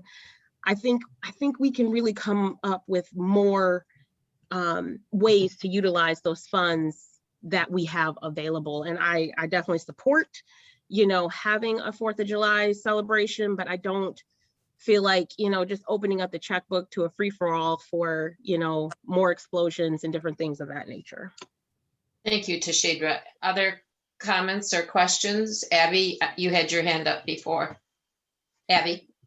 Yeah, I guess I'm kind of going back and forth. Like, part of me is like, well, an extra $1,000 for initial finale, I'd be open to that. But now I heard Trustee Tashidra talking about, you know, there might be other ways to use that money. I think that's a good idea as well, because I think we do already have a great fireworks display, and I'm wondering what other options that we could use. And I do agree that not everyone, like, that's not necessarily everyone's favorite part of 4th of July or community events. So there might be some other ideas or things that we could think of. Thank you.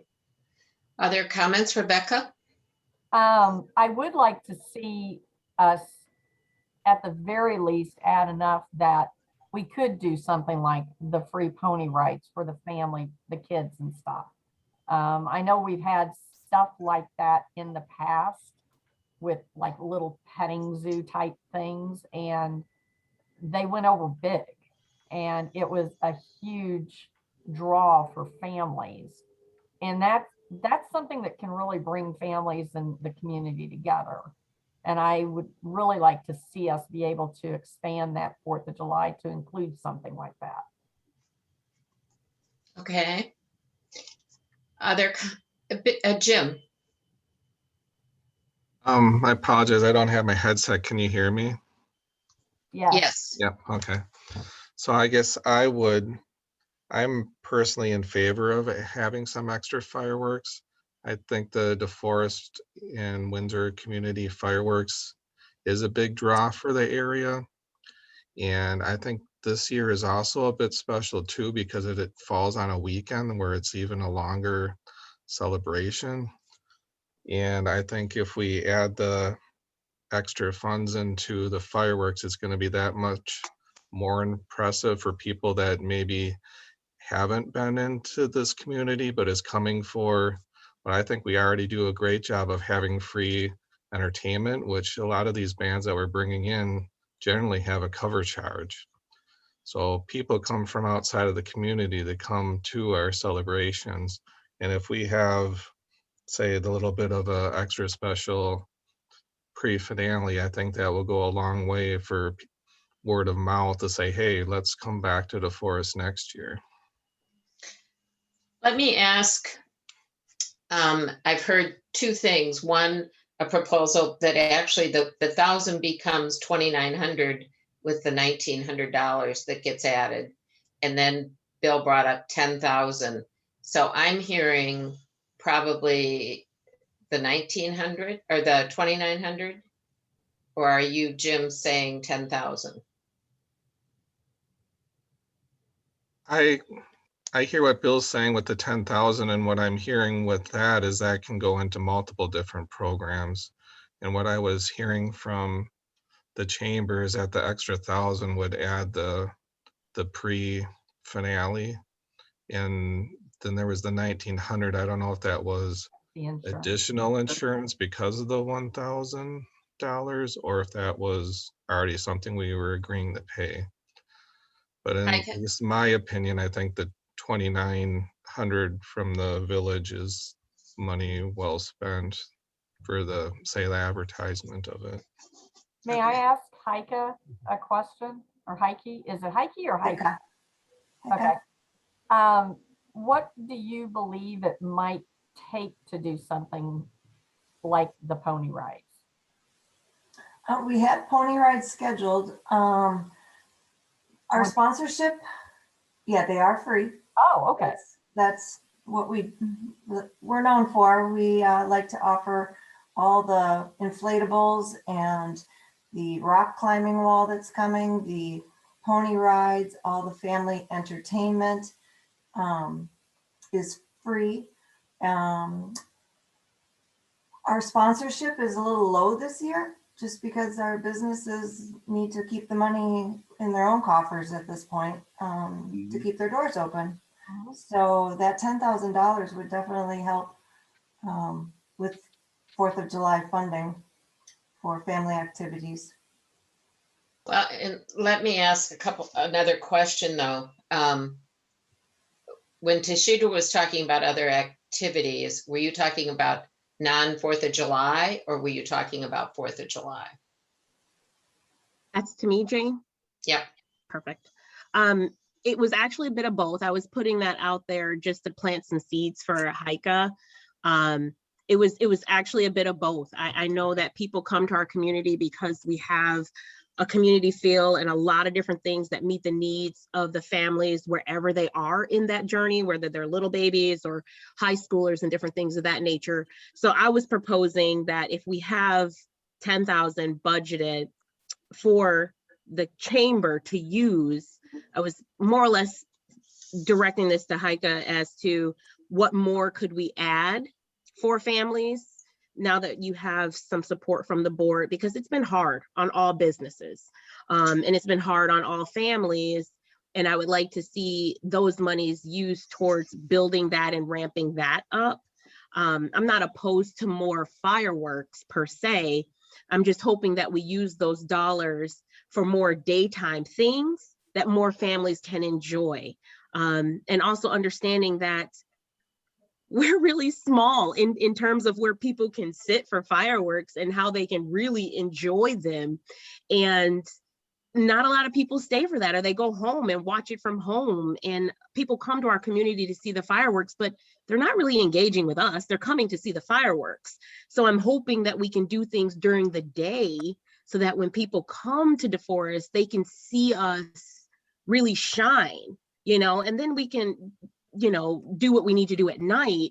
But a lot of these people are coming to see what does DeForest have to offer. And we have $10,000 budgeted. Why not show them what we have to offer and give them something to hold on to, right? So I'm not opposed to more fireworks. I'm just saying, let's think outside of the box of what we can do to really make that day shine during daylight hours when people are wanting to get out with their family, wanting to make memories, wanting to take pictures and create the magic. And so Heike, this was really directed towards you of, hey, what else can we do that you may not have been able to do because funding is different and businesses are struggling? How can we come alongside you so that the board supports the efforts that you're trying to put forth to really make that day special, not just for DeForest, but for the people who are watching DeForest. Okay, thank you. Abby? Wait, Yeah, Heike, I was just gonna say, I wonder if Heike needs some more time, because we kind of have this idea now, and because I don't know, the way I'm seeing is like maybe now we could, depending on what people think, maybe now we could approve the 2,900 total, and maybe at the next meeting, have further discussion about, if there's further things that we can do to supplement the 4th of July, or if Heike has other ideas for other, events or daytime activities. All right, do you want to make a motion? Yeah, I'll make a motion to approve the 2,900 and, well, I guess I'll leave it at that and then discuss at the next meeting other options. All right, is there a second to that? I'll second. We have a motion and a second to go forward on the 29. Al? I think you already have a main motion on the floor. Yes, there is a motion already for the $10,000. Okay, so All right. Bill and Rebecca. Oh, So unless that motion is withdrawn, you're going to need to either make a motion to amend that motion or take a vote on it. All Or take right, other action like postponing. Bill? Yeah, I see where Tashida's trustee Allen is coming from. Yeah, another 10,000 for fireworks. You probably wouldn't hear for 3 years. I believe the chamber can do other things, and I would support that. Say a Taste of the Forest, they hire a band. It might cost $3,000 on another day. But that money is available. I really believe we need a big show.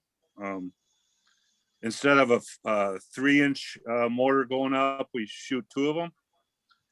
We shoot 2 3 inches or 2 or 3 2 inches.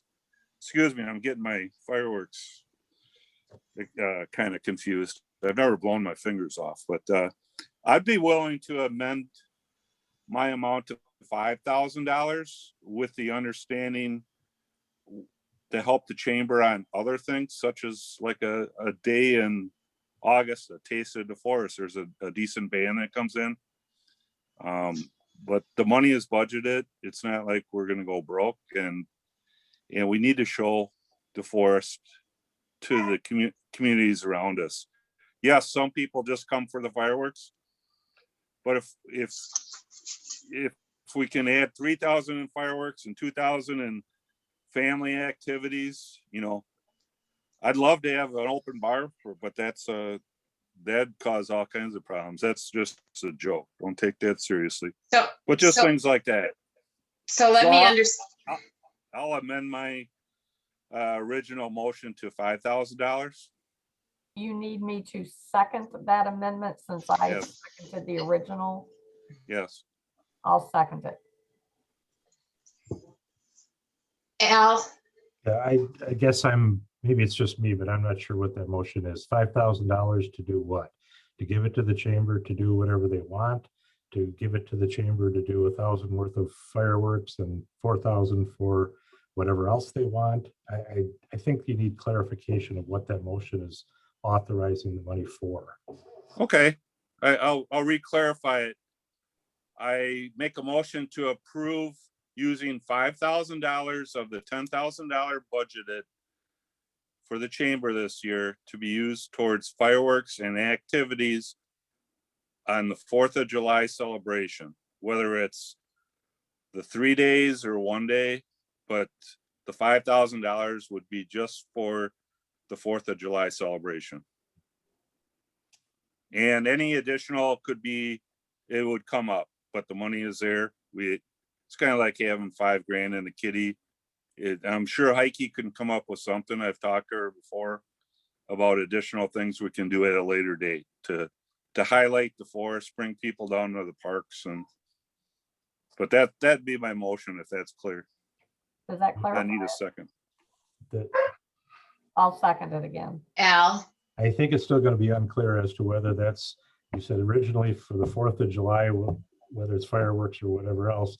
And then you said, but it could be some other day. So it is essentially $5,000 to spend on community activities whenever the chamber decides. Correct. Sorry for convoluting with the other part, but that was kind of the clear up to the other members. But it's just to use $5,000. So would it not be clearer, Bill, if we agreed to have a motion for the 2,900s for the fireworks. Then if you want a separate motion to say, you know, 2,000 additional dollars for whatever activities or sponsorships, so that it's clear and we know what the money is going for. No, just the $5,000 and they can use it for, I'm sure the fireworks guy can come up with another $2,000 worth of fireworks, no problem. I just, instead of 2,900, just put 5,000. It's only 2,100. But it's taxpayer money. I'll put the first $100 towards it. Okay, we have a motion. I'm not sure if Rebecca seconded it or amended her second for discussion purposes. Abby? Yeah. I was just gonna say, I appreciate what Bill and Rebecca are doing, and I guess I'm gonna end up voting no on this motion because I want to know more information about how the money would be used, and have like a specific proposal from the chamber. Right now, she does have a specific proposal of what she would do with that $1,000. So I'm comfortable with that, but I would want to know, like, beyond that 2,900 total, you know, what exactly would that be for? If it's fireworks, like how many fireworks, that kind of thing. Or if it's other things, exactly what it would be. I just don't feel comfortable with just a general amount going out. All right, thank you, Abby. Rebecca? So if I'm understanding it correctly, because since I'm going to be the seconding this, $5,000 would include the 1,900 for the insurance, the 1,000 for the extra fireworks, and then the 2,100 for some additional activities related to the 4th of July. Is that correct, Bill? You'll give them the discretion to use well, it's $1,900 off of the 5,000. Okay, that's a given. So you got $3,100. If they want to, we'll leave it up to the chamber, because by the next meeting, it's going to be June 16th. And we are within almost 2 weeks of the 4th of July. It's not very good planning to scramble. We need to set this up so the fireworks guy can say, well, let me go back, because the numbers, $1,900, $3,100 for more fireworks. I think you can call up this guy tomorrow and say, we want to spend $2,500 for fireworks. Then there's $600 left over for free pony rides or whatever. Okay. I think it's not a great amount that we're talking about. We just spent $3.9 million or something. It really needs to show the community that we're open for business. We have some other comments, Bill. Let's get to some other members, and we have a long agenda ahead of us. Jim, do you mind that Al gets involved just for a minute, just to give us some advice? I'm sorry, I don't really want to keep interrupting the discussion, but I think we need to get a motion and a second, because we do have a motion on the floor. We have an amendment, and I'm not sure that the second and the maker of the motion are on the same page. So Bill has made his motion for the 5,000. I'm seconding it. All right. I believe that's what you're saying. Right. That's what you're saying. Jim? I would say for my sake and maybe others, I'd ask for a friendly that at $5,000 would include the $1,900 for insurance. Yes. $1,000 at a minimum for the additional pre-finale. Yes. And that would leave whatever remaining. Can't do the Correct. math right now. I think it's like that would be 2,100. the 2,100, that would be to the discretion of the chamber to use for, hopefully, perhaps like Tashidra asked, more family entertainment, maybe clowns or balloon animals or face painting, but get some things more people can enjoy. But I think what I don't want to do is that extra 2,100, we don't have time to make decisions. So I just say leave that up to the chamber to try to spend that. And if hopefully they can bring in some family friendly entertainment, but if they can't, then maybe add more fireworks, but leave that 2,100 up to them. All right. Any other comments? I guess I So- asked that to be a friendly. I don't know if we want to do it that way, or I can do it as an amendment.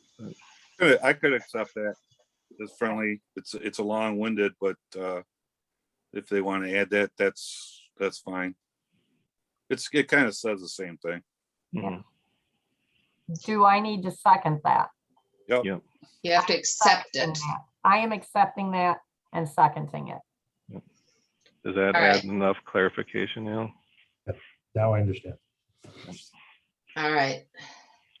We have a motion and a second. Any more discussion? All those in favor signify by saying aye. Aye. Aye. Opposed? No. No. No. Okay. I think we need a roll call. Okay, no problem. Tashidra, No. Bill, Yes. Abby, No. Sorry. Colleen, No. Jim, Yes. Rebecca, Yes. Jane. No. Motion fails, 3-4. All right. So, I'd like to make a motion, Tashidra, if I could. yes.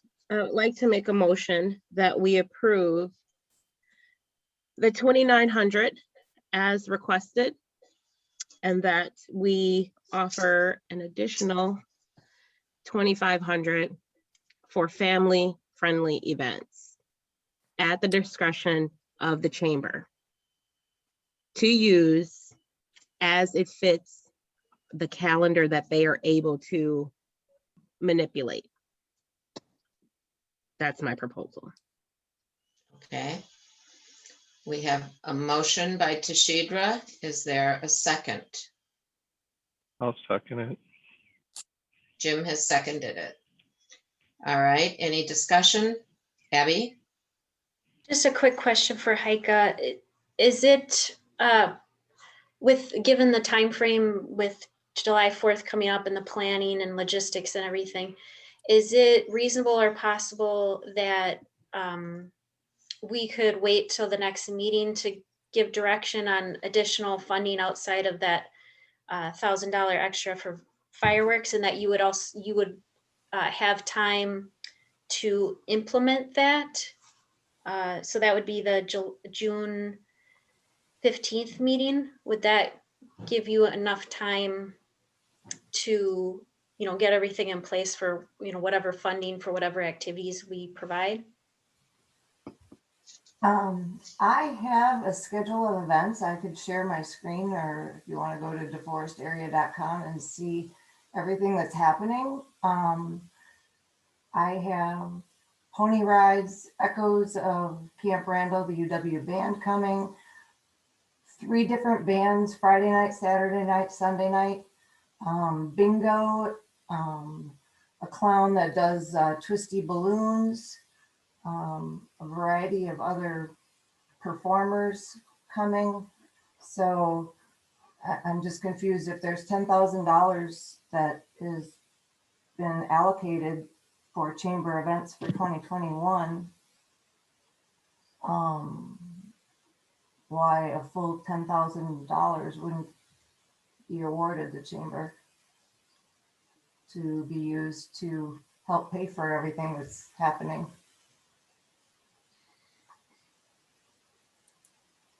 It's booked, it's coming, so just looking for sponsorship to help pay for it. I'm sorry, my computer cut out for a minute. I'm not sure exactly where we are, but when I got cut out, we had a motion on the floor for offering the 2,900 for the fireworks and 2,500 additional dollars that would not necessarily have to be spent on the 4th of July. Was that correct, Tashidra? No. No. I'm asking Tashidra, it was her motion. Yes, no, that motion was to address the concern that Heike brought up, that the 4th of July is planned, but it is not fully sponsored. Okay. And I agree that this has been planned. She's done an amazing job, and her team, of putting together a great 4th of July. And I think our funds are better used to support the efforts that she has done. Okay. And not solely go to fireworks. Okay. All right. So we have a motion and we have a second to it, correct? Yep. Yes, I made the second. All right. Yes, we do. So are we ready to vote? Yep. All those in favor signify by saying aye. Aye. Aye. Aye. Opposed, same sign. Motion carries. Oh. Thank you. Thanks, Heike. Thank you, everyone. Let her rip. I would entertain a motion to move us to 9.1, presentation of ordinances. Brian's been waiting a long time. I make a motion. Second by Tashidra. We have a motion and a second. All those in favor signify by saying aye. Aye. Aye. Aye. Opposed, same sign. Motion carries. So Brandy, do you want to take over on this one? Yeah, I'll just do a quick overview of the staff report that was included in your packet. This is for the Yahara Trails townhome development that was approved by P&Z last month for development. This is a CSM. So we're just preparing, getting the lands ready. The CSM is for a total of 19 acres. The development itself is only going to be consisting of just under 4-acre area, but it will also include an additional extension of Bellflower Drive, which there is a developer agreement and CSM that kind of are related together on that. So I gave you the overview for both of them. If you have any questions, let me know. If you need any more details. All right. And are there questions? Abby? Hey, Brandy, thanks for the good information in the packet. I think I mainly just have one question regarding the mature oaks. And I know you said the previous proposal for that area would have had a more, I guess, negative impact. And then this proposal has talks about preservation and mitigation. And I was wondering, those mature oaks that are in the Exhibit A, are they all being kept there, or some of them going? Or if some of them are going, are there new ones being planted elsewhere? I just wondering if you could share about that. Yeah, I don't have that plan in front of me, so I don't want to speak to it directly. Brian might be able to just give some insight on what his plan is for the tree mitigation. Yeah, I don't, this is Brian. Sorry, Abby. I wasn't aware that there's any tree preservation. The trees that were there are in between the old farm and the farmhouses and stuff that's there. There's a new road, new paths. Windsor Road is getting reconstructed. Where they fall in the building, where the buildings lay, there's no guarantee that they can stay, but there's a landscape, pretty intense landscape plan that was put together with my development plan, if you look at that.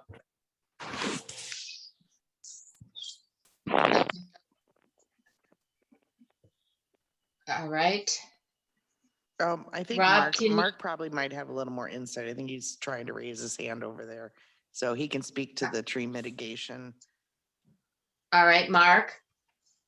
Thank you. Within Conservancy Place, the preservation that occurred within the 140-acre Upper Yahara River corridor that was acquired by the village satisfied the preservation requirements of the whole of Conservancy Place.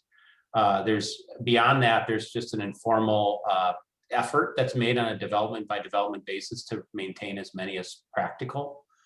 In this case, it didn't appear practical given the infrastructure that needed to be extended through the area and the amount of building and parking area to be able to preserve any of the mature trees. But there is no zoning requirement that he do so. Thank you. Rebecca?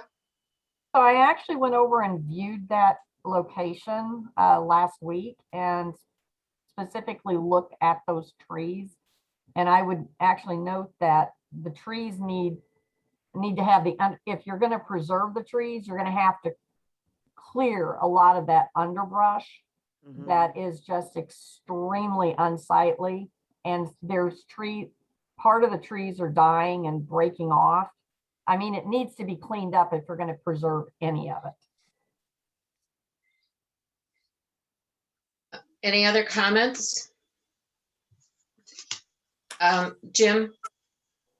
I was just gonna say to preserve an oak tree, you generally have to stay outside of the drip line, even with any heavy equipment. So it is very difficult if you don't have the space. And I know, Brian, it's a smaller lot and those trees are rather sporadically placed throughout the lot. So.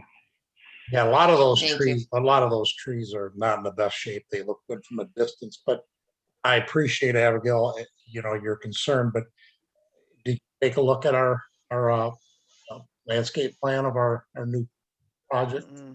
No, the landscape plan wasn't provided in here, but Okay. at this point, we're actually looking for a discussion on the CSM. The tree preservation plan is under the resolution for the development agreement. Right. Yeah. So I would entertain a motion to approve ordinance 2021-011. Motion to approve 2021-011. Second. A Bill? motion and a second. Any further discussion? Yeah, I have some question. Jim? Well, I just look at, it says Northtown Road. And I think we're talking about a different location. It's a different project. Yeah, he's right. Are we on 10-1 What's or this 9-1? Northtown Road? I thought we were somebody on said 9-1. I think somebody said 9-1, but 10-1. Okay. Brian is not 9-1. Yeah. Right. Well, the 10-1 is the same thing. I think we're 10.3 maybe. Oh, there should be two of them. There should be a CSM. River Road. What are we on? I was going to ask that question too. 10.3 is Brian's CSM, I believe. Are we talking about that? Or 10-1? I thought we were on 10-1 and then it's switched to 9-1. I thought we Motion were. was to go to 9-1. The motion Hold was on. 9-1. That's where I was confused. The discussion Oh, okay. has been on 10-3, but the motion was made on 9-1, which is a different project.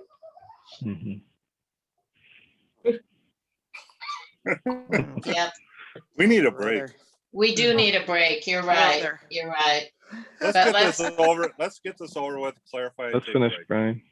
I make All the right. motion to move to 10.3. All right. So are we abandoning 9.1 for now? For Yeah, now. if the Let's motion cheat. passes. Luann, did you have a motion and a second on 9-1? Oh, Yeah. yeah. That can be withdrawn by the parties who made them.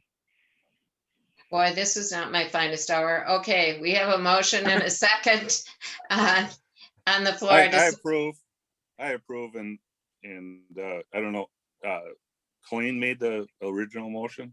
Yeah, and we need to withdraw it. Yeah, I might withdraw it, All right. but I'd still make it for 9-1. All right, now I'm confused. I That's make what a I motion read. to go to 10.3. I'll second that. All right, all those in favor say aye, quickly. Aye. Aye. Opposed? All right, 10-3. Now that makes a whole lot more sense. It does. Yeah. That was my fault, Jane. I think I told you the wrong ordinance when I Yeah, was and I trying to do give did. anything you to tell me to do, Brandy. I so- did, and I'm very sorry about that. So that was my fault. Well, and that makes some things clearer. So now we've had the discussion Vey. with. I make a motion to Hang approve on. Mark has his 10.3. hand up. I I think there's a second. certain sequence we want to go through here. Right. Mm-hmm. Okay. Steve, I'm sorry, I did not hear you. People were talking. I was interrupting them, sorry. So there's a certain sequence in this development that we want to go through. I believe 10.1 is where we want to head first on the development agreement. Is that correct? Right. No. 10-3. No. Let Mark talk, please. 10.2. And 10.2 is the development agreement. I guess if you want to Oh. allow Brian to go home, you'll take up 10.2 next. Yeah, we'll do 10-3 now and then we'll do 10-2. Oh. Does that work, Mark? Yes, 10.3 and 10.2 are buddies. That's what we thought. Okay. All right, we have a motion on 10-3, No, we don't. right? I thought we did, but Bill, make the motions again. Steve has Bill, his hand up. I got 10.2 and 10.3 mixed up. I'm sorry. I think we intentionally put 10.2 before 10.3. Yes. All right, that's what happens when we start taking the agenda out of order. So let's go back to 10-2 and do that. And then we'll do 10-3. And then we'll go back to our regular agenda. 10-2, gentlemen and ladies. Resolution 2021-054. I will second your motion to go to 10.2, Jane. All right, Ellen. we have a motion to go to 10.2. Dean, All those in favor? if I could just suggest you just ask for unanimous consent to go to 10.2. Thank you. Do we have that? Everyone agrees. All right. Yes, Yes. All right. Resolution 2021-054, a resolution authorizing the village president and clerk to execute a development agreement with BJS Design Build for development of Yahara Trails townhomes. Al's got his hand up.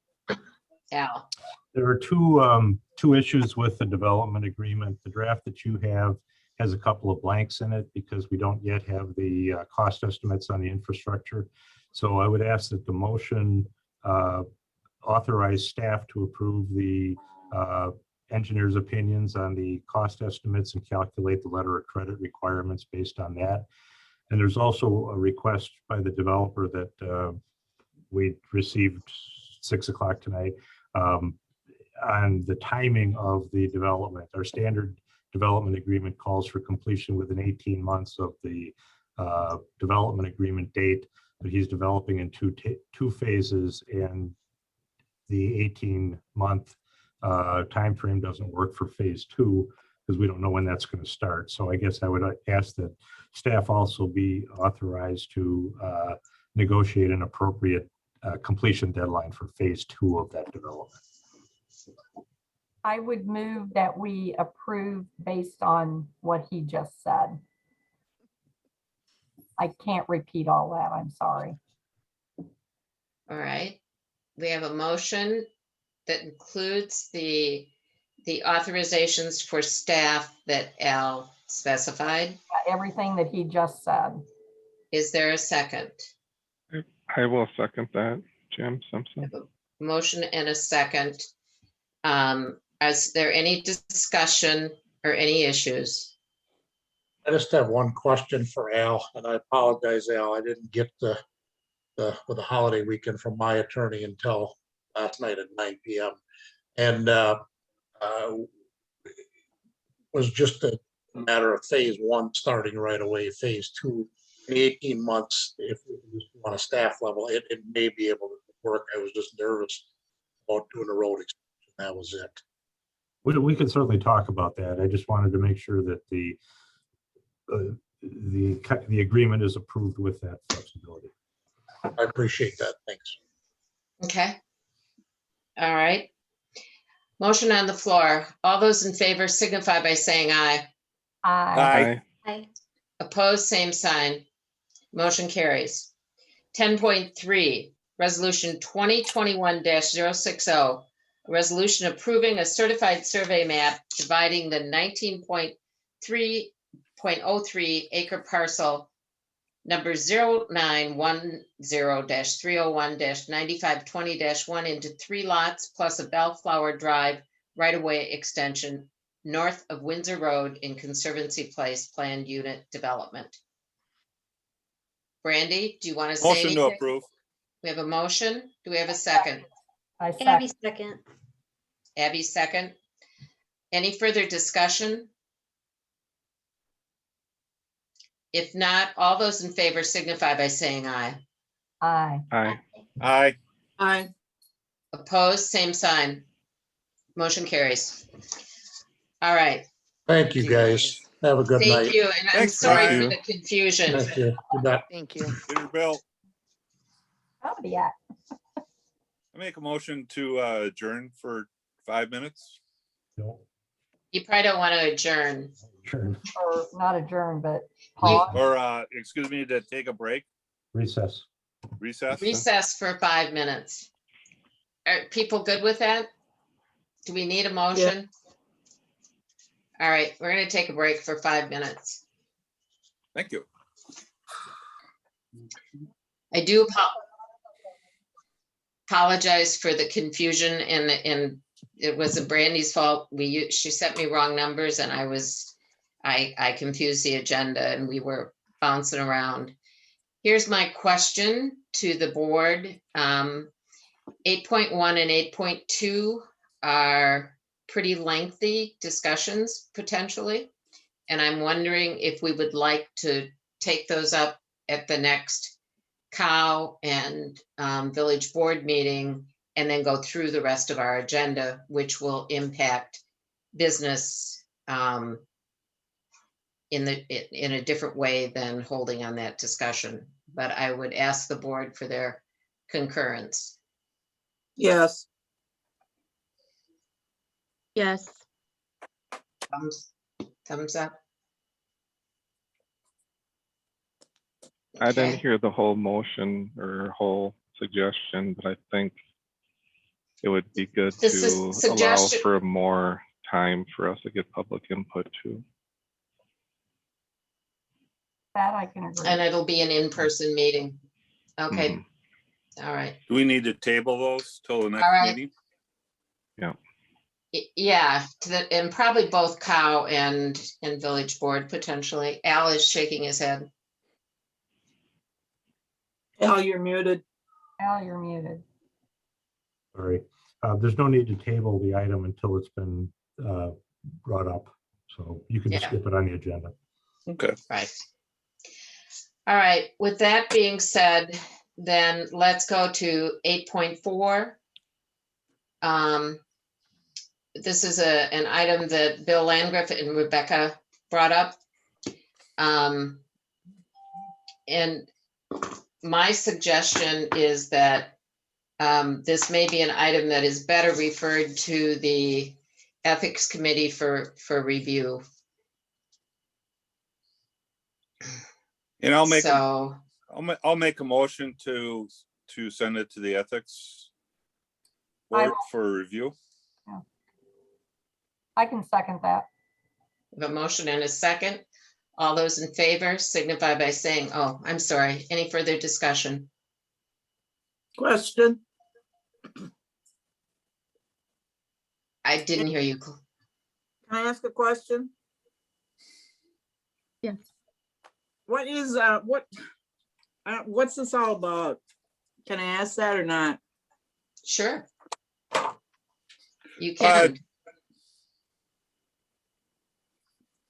Bill? There's some outdated language in the code. We need to bring it up to 2021. I think the last time the board met was in 2004. And there's some, just clean up some language, maybe add some language that's very educational. So when new board members or committee members come on, it's easily understood.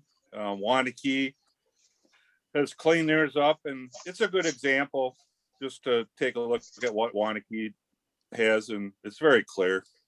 That's all. There's no big thing going on. Because we all sign those disclosures. It's a little more than that.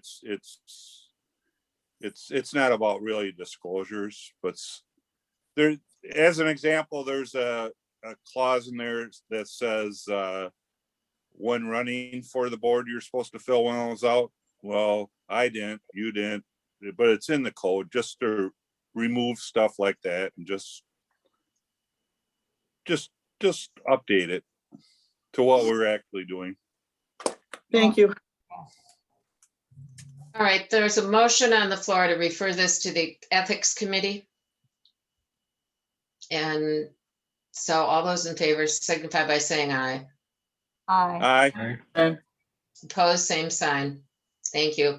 I also want to caution people.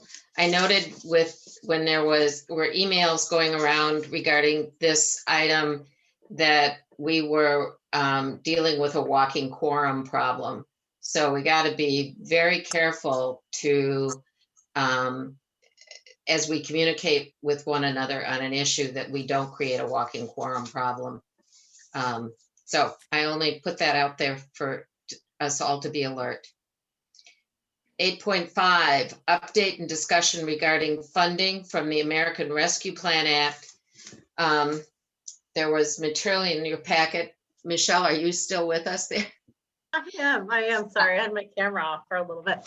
Sorry. And Michelle and Steve and I, we're going to briefly bring this forward. I think all of you know that we're scheduled to get some American Rescue Plan money. We still don't know the exact amounts, and we don't have all of the guidelines yet, but it's coming forward. Michelle or Steve, do you want to go through the material that we put in the packet, or? Steve, how would you like to do that? I put in a memo and 2 slides in, and I could go over those, or if you could just briefly talk about the process that we've gone through so far. What do you think?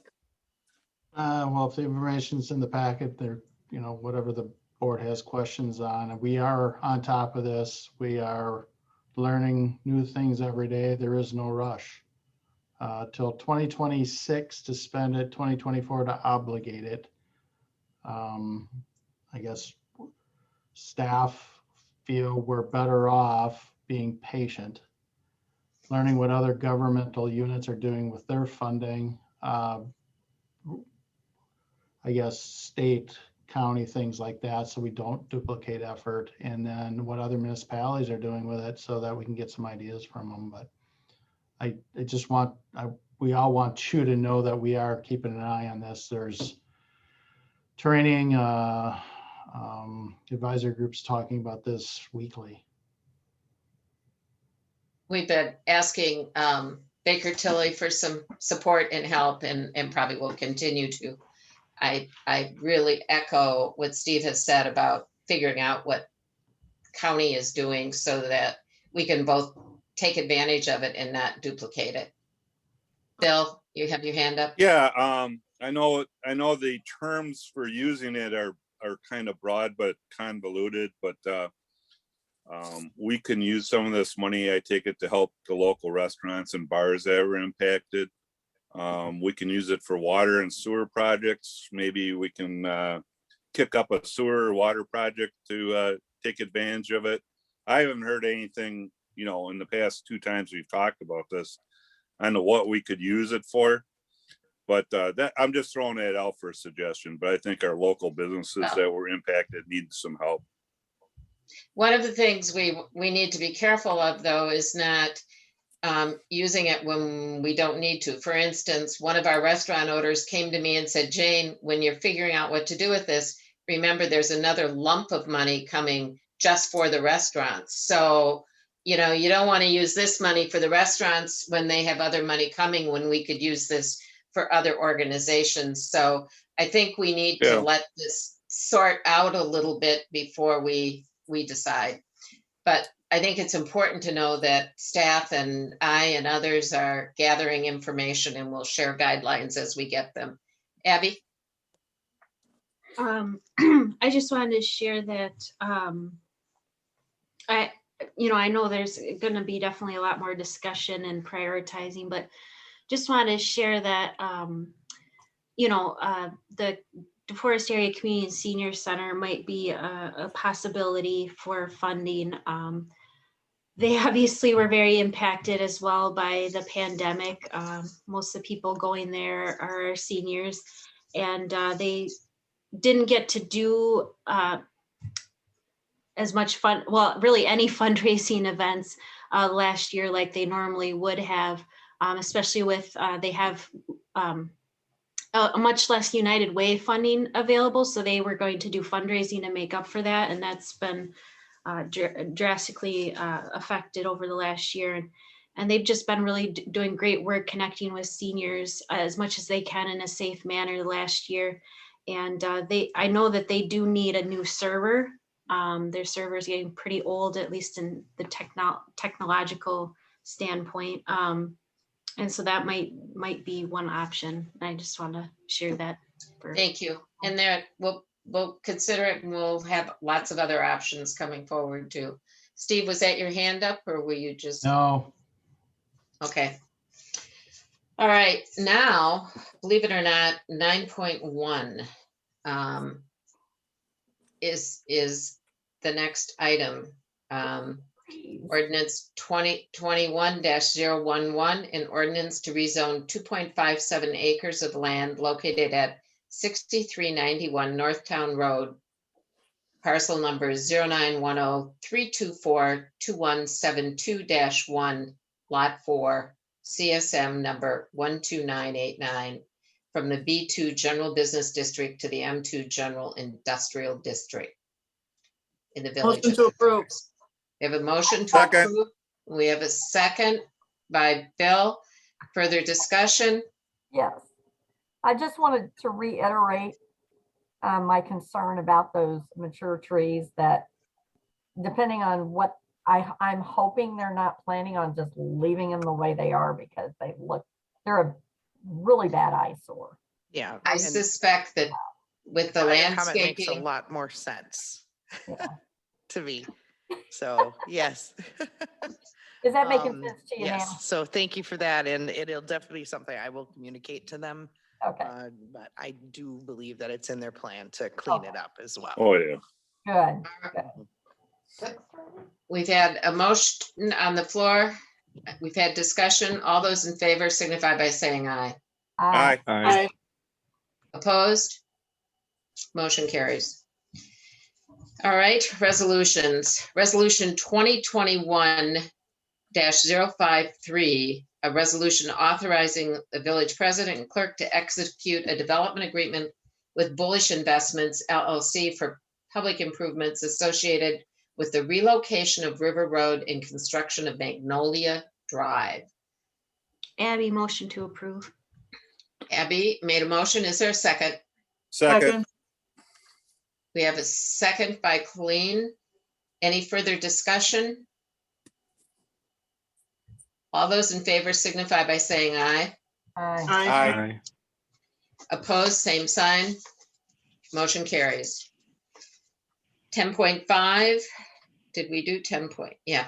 10.5, resolution 2021-062, resolution approving funding for a redevelopment project plan for the Community Development Authority. Michelle. Hi, yes. So in your packet was a memo, a resolution, and a scope of services And at the May 11th meeting of the CDA, they passed a motion to ask for support of this work. As you recall, the CDA, one of the reasons that the village board created the CDA was to look at redevelopment opportunities, particularly in the downtown. We've seen as we talk about the comp plan that was something that was of interest to our residents. And that we have a shortage of funding in the redevelopment piece of the CDA. And so our redevelopment plan, the one that's existing right now, is from 1994. So we'd like to get a little bit more updated information, and Mark Roffers was nice enough to give us a scope of services. So we're looking forward to working with the village board from the CDA level of doing a redevelopment plan, and then also looking at specific sites for redevelopment. Now, this is all going to be done in conjunction with the scope of services, which would allow for work in conjunction with the village board. So not the CDA by itself, but working with the village board as well, as having community meetings and property owner meetings as well. So I'm here to answer any questions that you might have, but the CDA did have this request of the village board. Rebecca, do you have a question? Yeah, just a couple of them. First, approximately how long, Mark, do you feel that it's going to take you to accomplish this? I think the work will be take through the rest of 2021 to get the substantive work done, and then probably an approval process that'll extend into 2022 a bit. Okay. Second, I note on task 2 that you're suggesting one public hearing meeting. I personally would like to be able to see a little bit more public input opportunity, because not everybody can always make it to a meeting, or sometimes they miss it and then, oh my gosh, I missed my opportunity. Is there any way we can do 2 opportunities? Maybe even within the same week, or maybe 1 week and then another week, maybe on different days of the evening, different days of the week, just to give a little bit more opportunity for public input. Is that a possibility? You bet it is. Okay. We've got five meetings built into the current scope. As you pointed out, one was a hearing or open house, but it could be that more than one provide opportunities for public comment and input, and I think that would make some sense anyway. Okay. And then just my last question is, where you're talking about the stakeholder meetings and interviews with, once you identify properties that may potentially be areas for redevelopment or whatever. I know I've kind of talked about a little bit with you about this before, but I just want to get a little bit more clarification to make sure I understand. And I don't know if you already do this, but I personally would like to see some kind of a detailed, or even just a listing of who you talked to and what the outcome of those talks were with these different stakeholders. I mean, I'm not saying I don't trust you. I'm just saying I want to know who all has actually been talked to. Does that make sense? I have no problem sharing who I'm talking to, and in fact, I would work with the CDA and staff to identify that list.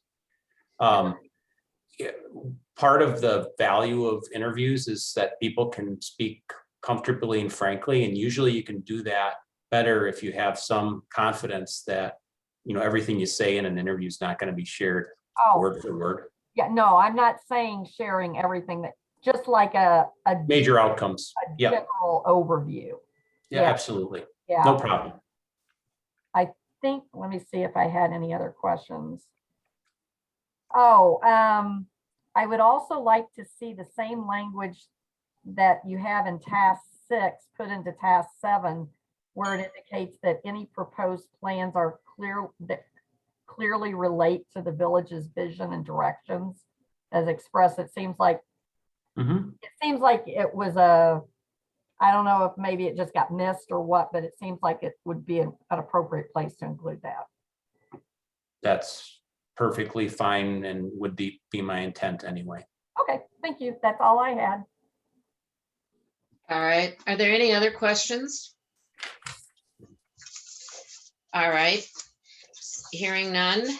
Steve has his hand up. Steve? So CDA, Michelle, help me with this. CDA has already approved this scope. So the CDA has approved, they have approved the scope and to ask for village support. So if we're asking, if the village board is asking for a change in the scope, that would then need to go back to the CDA to ratify or We could do make sure that they're next week. comfortable with it. I don't think it'll be a problem, but just so this board understands, it will need to take more action at CDA.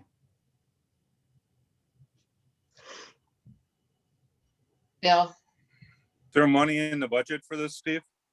Yes. There's $10,000 in the general fund budget, as there was last year, for projects that the CDA may need that wouldn't necessarily be funded through TID.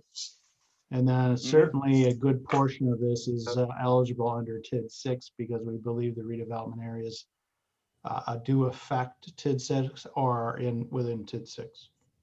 Okay, thanks. Okay, so do we want to vote on the funding and then take the scope back?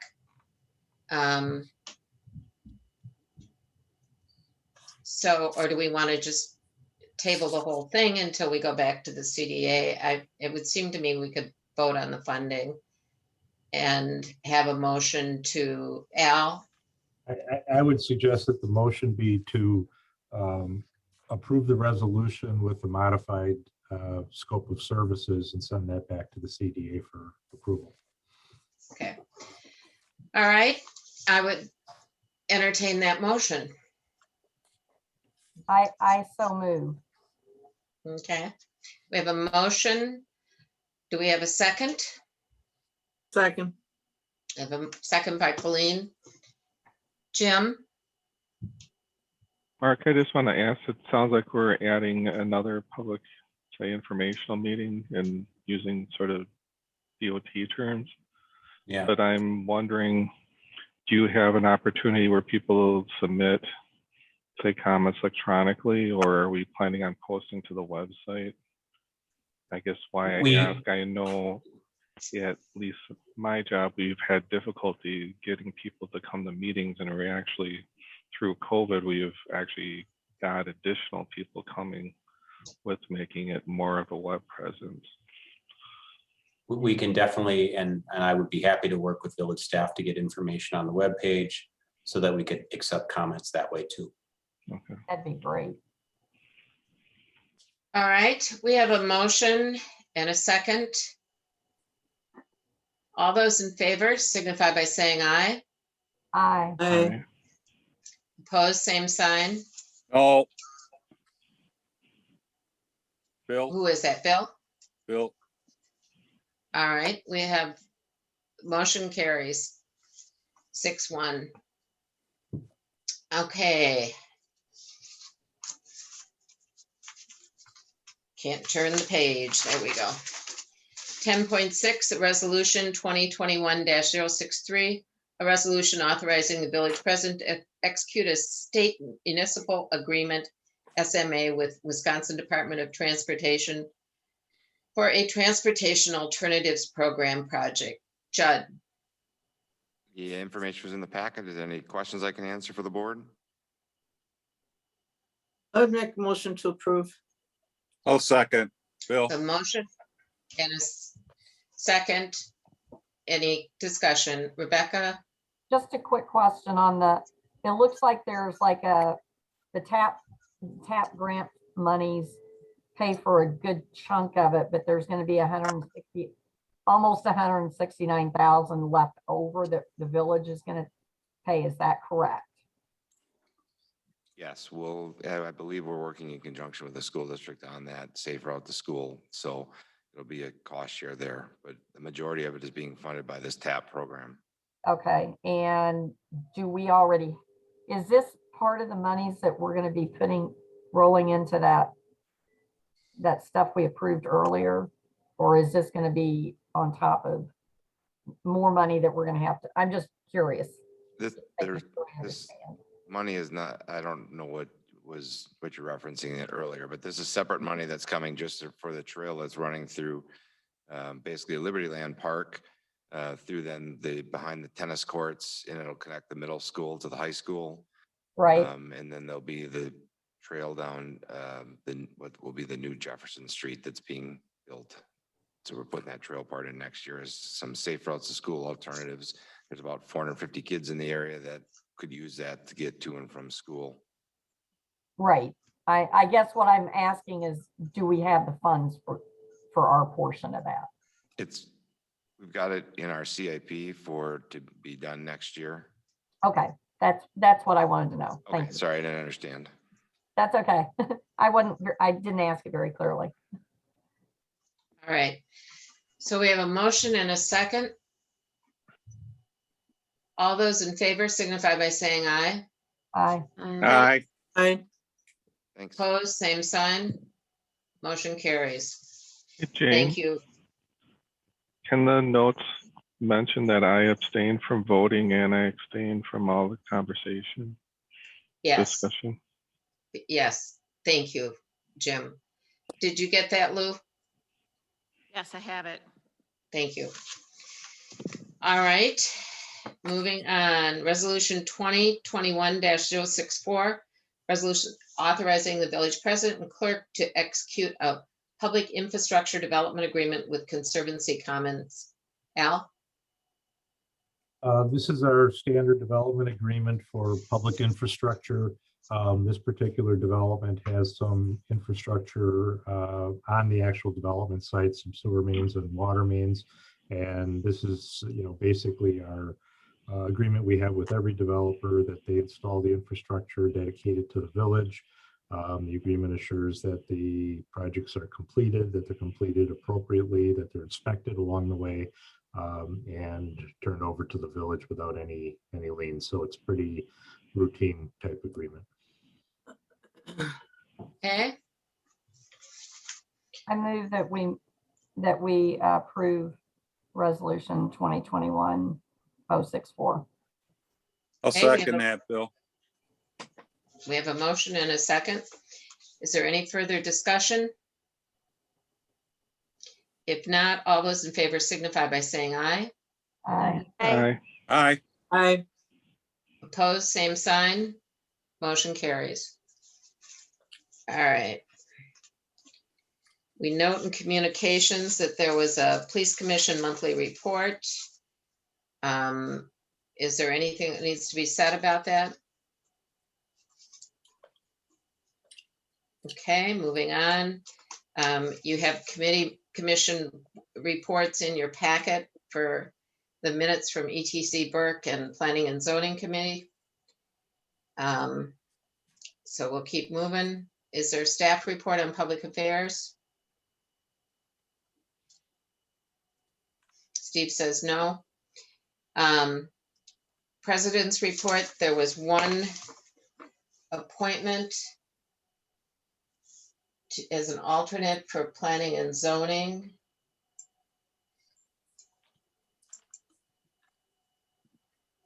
There was a memo in your packet. It's Shannon Kellogg. Motion to approve or? All right, is there a second? Second, Rebecca. We have a motion and a second. All those in favor signify by saying aye. Aye. Opposed, same sign. Motion carries. We'll have more appointments at the next meeting. Try to do that at the second meeting. All right, so I'd entertain a motion. No, we need roll call to convene into closed session. First, we need a Need a motion. motion. We do Jane. need a motion. Boy, am I tired. And I I'm would with, make a motion To adjourn into closed session. I'll second, Bill. We have a motion and a second. Roll call. Bill? Bill? Oh, yes. Abby? Yes. Colleen? Aye. Jim? Yes. Rebecca? Yes. Deshidra? Yep. Yes. Jane? Jane? Yes. Okay, I'll get you over to the other room in just a moment.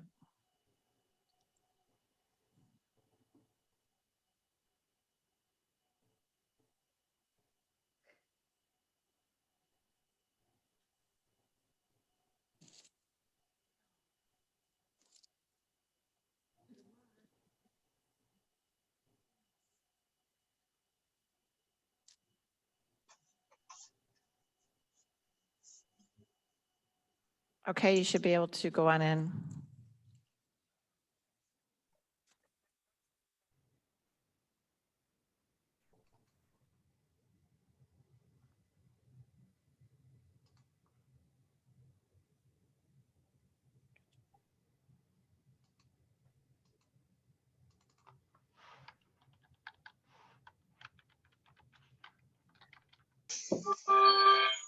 Is everyone back? All right, there's no action to report from closed session, right? So We lost Bill. Oh, there he is. I would entertain a motion to adjourn. Uh, Well, any other business to come before? I'm sorry. Yes, Rebecca. I just wanted to ask about a resolution that Bill and I had co-sponsored back on May 24th about recognizing and thanking Abe Degnan for his years of service on the various committees he's been on. It was supposed to have been on the agenda and it's not shown up yet. Yeah, it has we'll look at doing something next week. We had our next meeting. He has been recognized. You're No. talking about Abe? I'm talking about his committee. I'm not talking about the time on the village board. All right, well, let's discuss it for the next meeting. Okay, Okay. feel free to draft some language to share in terms of what it is you want included. Okay, thank you. Any other items? That's a quick Jim. question. The Jefferson Street, the extension that was sort of part of the school plan. Yeah. Do we know when that street is being constructed? It was my hope to be ready for the 4th, but that obviously isn't going to happen. Is it going to be ready for next 4th? I believe so. Okay. I don't know what the time frame is. That's a Judd Greg thing. Okay, Shoot him an email if you want. I'll do that. Okay. Any other business? Bill? Oh, just on that note, the 4th of July, and we got a sewer project down on Jefferson Street right in front of the park. That also kind of goes, maybe Judd I'll shoot him an email asking that's not dug up right during the 4th of July. Southbound and what's the street that got flooded? Doll. Really bad. Doll. That'd be kind of nice if that wasn't all ripped up during the 4th of July. Yeah, and I trust staff knows that, and they're very good at managing their work and their job in the community, and they'll make sure. Yeah, good. Thanks. Make a motion to adjourn. Second. We have a motion and a second to adjourn. All those in favor signify by saying aye. Aye. Aye. Hi. Opposed? Motion carries. Thank you for your time tonight.